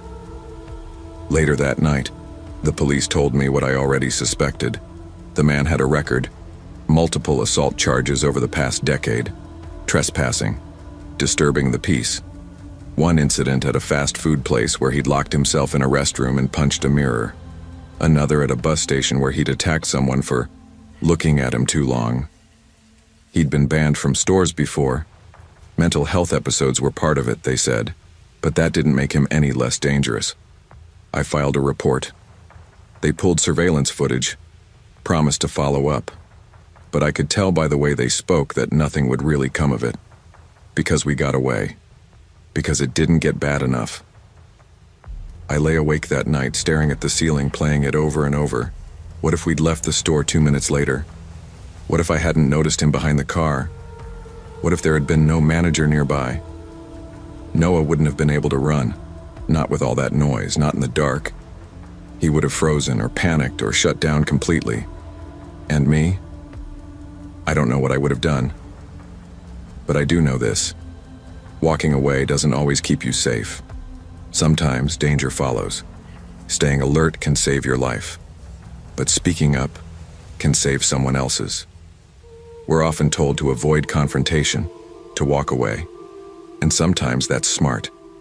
But there are moments, quiet, terrifying moments, where stepping between danger and the vulnerable is the only thing that matters. Not everyone has the ability to protect themselves, so when we can, we must. Even when our voice shakes, even when our hands tremble. Courage doesn't feel brave when it happens, it feels like survival. Long before I ever heard the word trafficking outside of news clips or cable documentaries, I thought I was doing everything right. I was a single mom, working full-time at a medical clinic on the south side of Albuquerque, trying to juggle rent, snacks, bedtime routines, and a 4-year-old who still thought I was magic. My name's Callie Mendez. I was 28 the year it happened. Sierra had just started pre-K. I had just gotten out of a nasty breakup, the kind that makes you question if your gut instinct is worth a damn. We had just moved to a smaller apartment closer to my job. It wasn't perfect, but it was safer, more residential, neighbors who waved, a few moms with strollers around the complex. I was trying to reset our lives. And if I'm being honest, I was doing okay. Or I thought I was. It was a Saturday. Hot, dry, busy.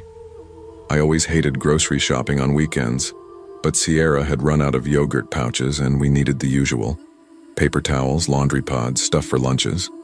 Walmart was packed, carts bumping into each other, toddlers crying, couples arguing over coupons. I almost turned around in the parking lot, but we were already there, and Sierra was begging for those little marshmallow cookies shaped like animals. We went in, I grabbed a cart, strapped her in with a pack of fruit snacks and her pink water bottle, and we made our rounds like always. I kept to the edges, avoiding the center chaos, past hardware, then health and beauty, on toward cleaning supplies. That's when Sierra spotted the big bin of stuffed animals near the seasonal aisle. "See?" she asked, already wriggling out of the strap. "Can I go?" It wasn't far, maybe 15 feet. I could see her the whole time, and I swear I looked up every 5 seconds. I even said out loud, "Okay, baby, just stay where I can see you." But I guess it only takes 3 seconds. I remember comparing prices on 2 bottles of detergent. One name brand, one store brand. I blinked, glanced up. She was gone. At first I didn't panic. Not really. I looked left, looked right. I figured she'd just crouched behind the bin or wandered to the next one. I called out her name. "Sierra?" Nothing. I pushed my cart around the display. That's when I saw her, sitting calmly in a shopping cart, juice box still in hand next to a man I didn't recognize. Tall, hoodie, gray and faded. jeans. Nondescript, except he wasn't looking down at her. He wasn't talking to her. He was just walking fast toward the back end of the store. Garden section. For half a second, I thought maybe she'd climbed into someone else's cart by accident. She was friendly, a little too friendly sometimes. But something in my stomach turned cold. "Excuse me," I called out, still confused. "Sir?" He didn't stop. Then everything in me shifted. "Hey, that's my daughter. Stop!" He turned slightly, met my eyes, and for a second, I'll never forget the way he looked at me. Blank. Like I wasn't even human. Like I was a fly buzzing in the background. Then he pushed the cart faster. I didn't think. I just ran, dropped my purse, dropped the detergent, sprinting in sandals down the slick Walmart tile, screaming, "Sierra! Sierra!" People were starting to look now. A couple froze. But then, another man, clean-cut, younger, maybe late 20s, stepped right in front of me. "Ma'am," he said, smiling too calmly, "you look confused. Let me help." "Get out of my way," I screamed and shoved him hard. That's when the dam broke. A cashier yelled. Another woman from the cleaning aisle, God bless her, sprinted ahead and blocked the exit. "Stop that man," she shouted. The guy let go of the cart. Sierra was crying, confused but safe. He bolted out the side emergency door. The second man? Gone. Sierra clung to me like a baby koala, sobbing, while I called 911 with shaking hands. I remember the details blurring together. People asking me questions I couldn't answer.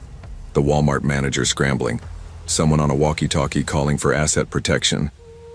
The police arrived within 10 minutes, but the man was already long gone. The security footage was grainy.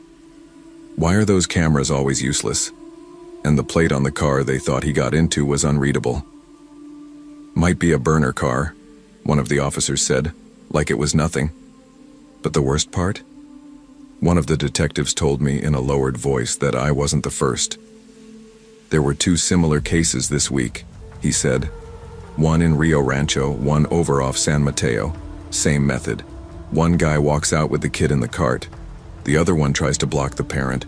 If nobody says anything, they're gone before anyone notices." That hit me like a second punch. I kept thinking, what if that woman hadn't blocked the door? What if I hadn't screamed? Sierra was okay, physically. But something in her shifted too. She clung tighter when we walked through parking lots. Didn't want to be out of the cart. Sometimes at night she'd say, "Mommy, don't let the cart man find me." I didn't sleep right for weeks. Still don't, not really. After that, everything changed. I stopped shopping alone, no quick trips. I switched to online pickup for a while, and I started noticing things more. How easy it was to distract someone. How few people pay attention to anything around them in stores. I caught myself watching other kids too. Parents with their backs turned, babies sitting in carts while moms scrolled on their phones. I wanted to shake them, scream, "Don't look away," not even for a second. But you can't say that to strangers without sounding crazy. I enrolled Sierra in a safety class at the community center. They taught her how to scream, how to say, "You're not my parent," if someone tried to take her hand. I drilled it with her at home. She hated it, but I didn't care. I also got a tiny GPS clip that goes in her shoe, just in case. The world didn't change that day, but my world did. I learned that predators don't always wear trench coats or lurk in alleys. Sometimes they walk right past you, smile like customers, talk like helpers, and they count on the chaos. They count on you being tired, distracted, rushed, kind. It's been almost a year now. Sierra just turned 5. We celebrated at the park with cupcakes and a Paw Patrol cake. She doesn't talk about that day much anymore, but I do. I tell other parents, I tell coworkers. I even shared it at a PTA meeting once. And every time someone's eyes go wide like it never occurred to them something like that could happen in a place so ordinary. That's what still scares me most. How close they got. How easy it was. How no one noticed until I screamed. So I scream for her in a different way now. I tell people, watch your kids, stay off your phone in stores, trust your gut. Even if it feels awkward, even if it feels rude. Better rude than silent. Better a panic that turns out to be nothing than a silence that becomes a headline. And Sierra? She still sits in the cart sometimes, but now she always asks, "Mommy, you're watching me, right?" And I always answer the same way. Always, baby. Always. Danger doesn't always look like danger. It often wears the mask of normal life. Always trust your instincts, protect your children with vigilance, and never assume someone else is paying attention. In a world full of distractions, awareness is your first and best defense. I never go into Walmart for more than a few things. That Tuesday was no different. It had just finished raining, one of those steady North Carolina drizzles that turns every parking lot into a slick mirror. I had just gotten off a phone call with one of my boys from the youth center, DeAndre, 13, sharp kid, been struggling with some nonsense at school, another bullying issue. That kind of call stays with you. I told him I'd check in later, then parked, left the car running for a second, and just sat there. I was tired. Mentally, more than anything. Tuesdays always feel like leftovers from Monday, just slightly reheated stress. But I needed a few basics. Rice, shampoo, maybe a new tub of protein powder since mine was down to dust. I pulled my hood up before stepping out. Not trying to make a fashion statement, just didn't feel like getting my scalp wet. It was about 3:10 p.m. Not many people inside, mostly older folks and a few moms with little kids. The fluorescent lights buzzed above like they always do, giving the whole place that washed-out look. I moved quickly, sticking to my list. The first weird moment came near the shampoo section. I was comparing labels, figuring out whether to go with the usual or try something new with tea tree oil, when I noticed a young white woman pushing a stroller. She looked tired, maybe mid-20s, thin ponytail, leggings, oversized sweatshirt. She passed me once, then again, then a third time, this time glancing quickly and pulling out her phone. Didn't say anything, didn't make eye contact, just walked off. I didn't think much of it. People walk back and forth in stores all the time. I grabbed the bottle and moved on to dry goods. Rice was on aisle 10, protein powder on 12. I remember that clearly because I was moving fast, trying to beat after-school traffic on the main roads. It wasn't until I reached self-checkout that I felt the eyes on me. I had 3 things in my hands. No cart, no basket. I scanned the shampoo first. That's when they approached. 2 men, late 30s maybe, both wearing Walmart security vests, badges swinging on lanyards. One bald, one with a clipboard. "Sir, we've had a concern. We need you to step aside and speak with us." I turned slowly, confused. What kind of concern? "There was a report of suspicious behavior in the baby aisle," the bald one said. "We just need to clear it up. Won't take long." I blinked. Baby aisle? I haven't even been near the baby aisle. The one with the clipboard motioned politely but firmly. "Let's just step back here." They didn't touch me, didn't cuff me, but it didn't matter. Everyone around us was watching. The cashiers, the older woman with a cart full of laundry soap, a teenager holding a bag of Takis. I felt their eyes burning into me as I followed these men past the registers, past the electronics department, into the back hallway where the floors suddenly turned gray and industrial. Inside a small, cluttered office, they asked me to sit. A monitor played security footage on loop, black and white, high angle. I could barely make out faces. "Do you know this woman?" the clipboard guy asked. He pointed to a blurry figure pushing a stroller. I squinted. "No." "Have you spoken to any children in the store?" I laughed once, not because it was funny, just disbelief. "No, I haven't talked to anyone in this store." "Why did you switch aisles so often?" I kept my voice level. "Because I was shopping. Rice, shampoo, protein, that's it." They didn't say much after that, just watched the footage, rewound, watched again. Clipboard guy took notes. Bald guy leaned against the wall, arms crossed. 30 minutes went by, maybe more. Eventually, they both leaned back from the monitor. Clipboard guy cleared his throat. Well, based on the footage, it looks like you remained in the same general aisles. She passed by you a few times. Looks like she may have gotten the impression you were following her. I stared at him. Office? So, she thought I was following her, so that's enough to pull me into a back. He shifted, uncomfortable. It was a complaint. We have to take those seriously. Sure, but nobody checked the footage before bringing me back here? The bald one finally spoke again. It's just protocol, sir. Protocol, I repeated, more to myself than anyone else. They didn't apologize, didn't offer me a voucher or a manager or even a nod of embarrassment. Just a cold, you're free to go. I walked back out to the front of the store. I didn't bother resuming checkout. I dropped the bottle of shampoo in a random bin near the pharmacy and kept walking. The receipt was still in my pocket, crumpled and useless. Outside, the rain had stopped, sun peeking through the clouds like nothing had ever happened. But something had. Something had definitely happened. I sat in my car for a while before turning the ignition. You'd think I'd be used to this. I'm 36. I've lived in Fayetteville my whole life. Army vet, youth counselor. I don't raise my voice. I don't posture. I don't wear sagging pants or flashy chains. I've been pulled over for nothing. I've been followed in stores. But it still catches you off guard. The sudden shift from person to suspect. I thought about how fast it could have gone differently. What if I'd raised my voice? What if I'd walked toward the woman to ask why she kept circling me? What if I'd refused to go to the back without seeing proof?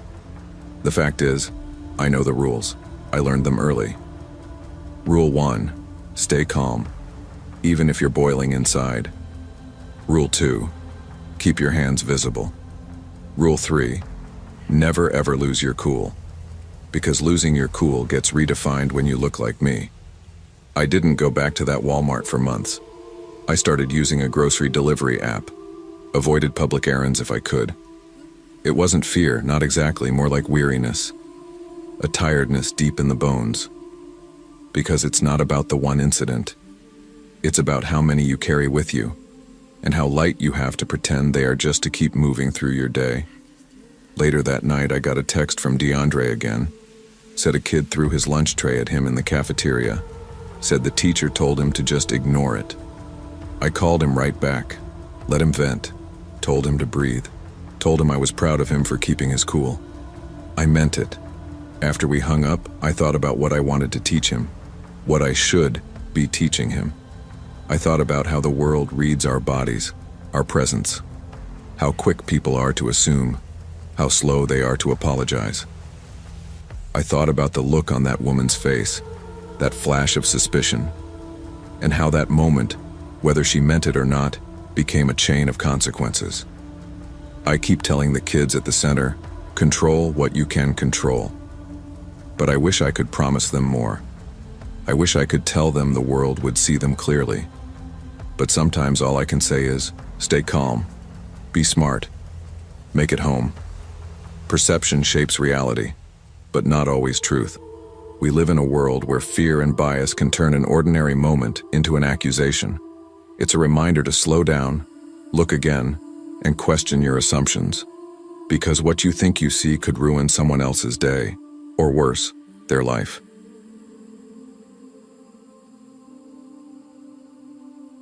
People think being big means you're confident, that when you've got broad shoulders, thick arms, and that ex-football frame, nothing gets under your skin. But that's not how it works. Not for me, anyway. My name's Tyler Moss. I'm 30, a personal trainer now living in Fort Worth. I used to play college ball, linebacker, back before a torn ACL during junior year ended those dreams. I never went pro, never even walked across a draft stage, but I stuck to fitness, opened a small garage gym, built a steady client list. I'm good at what I do and I keep to myself. Always have.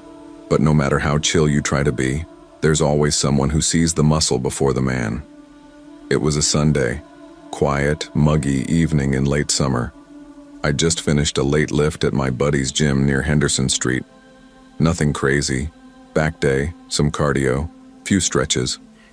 I was tired, hungry, but figured I'd stop at the Walmart off 35 before heading home.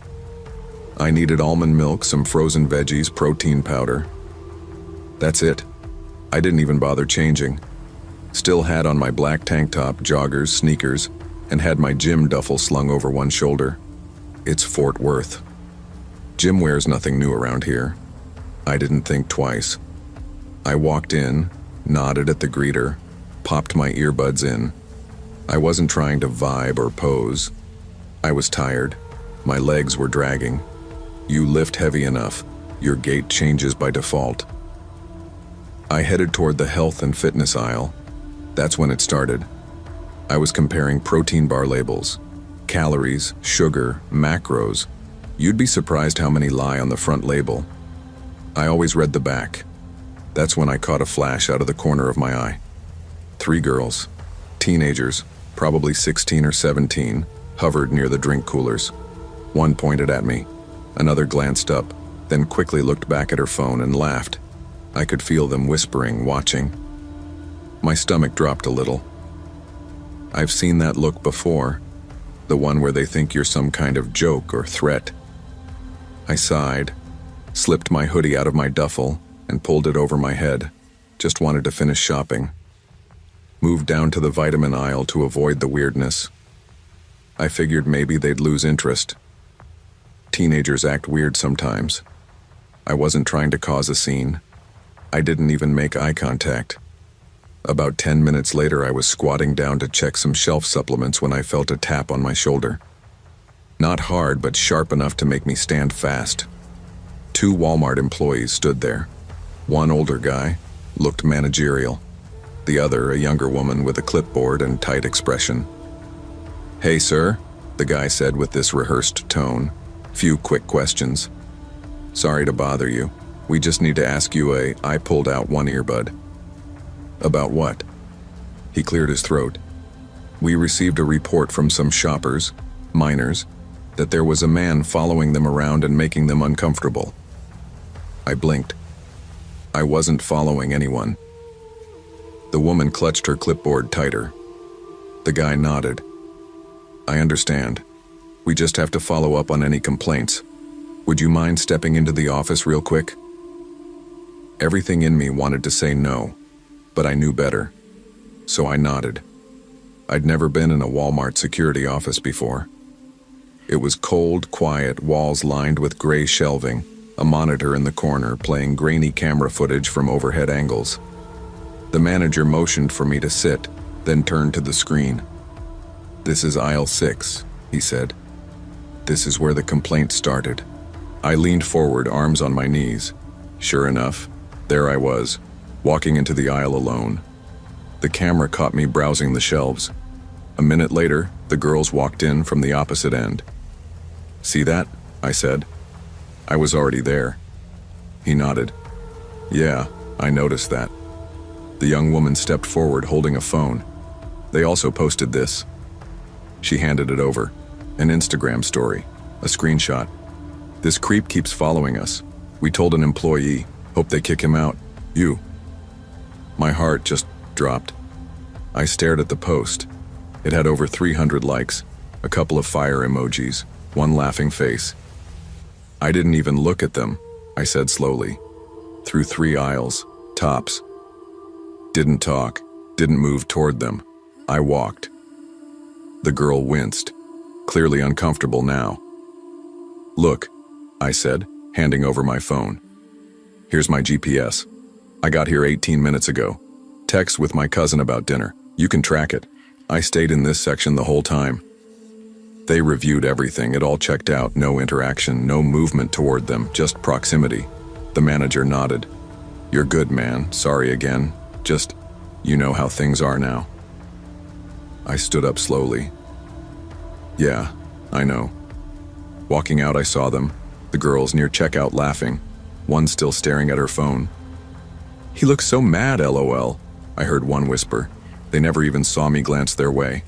I didn't speak, didn't scowl, just walked past them and out the door. I left the cart, didn't want anything anymore. Outside, the sun had just dipped past the horizon.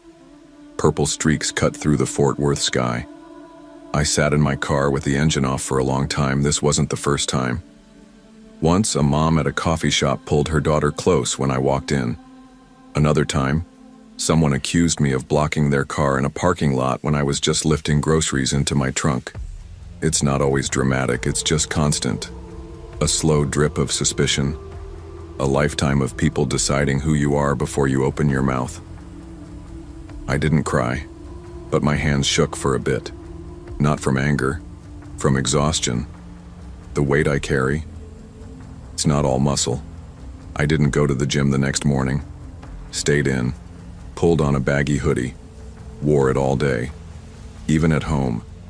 It's wild how fast one lie can feel truer than your whole lived experience. That Instagram post, people believed it. No one asked what actually happened.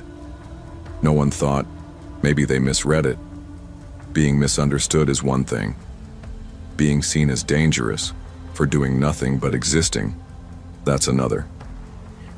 It took a week before I went back to my routine, back to training clients, back to grocery shopping, but with that quiet tension, the kind where your shoulders never fully relax, where you track people in your periphery just in case someone feels uncomfortable again. And maybe the worst part is, I know it'll happen again.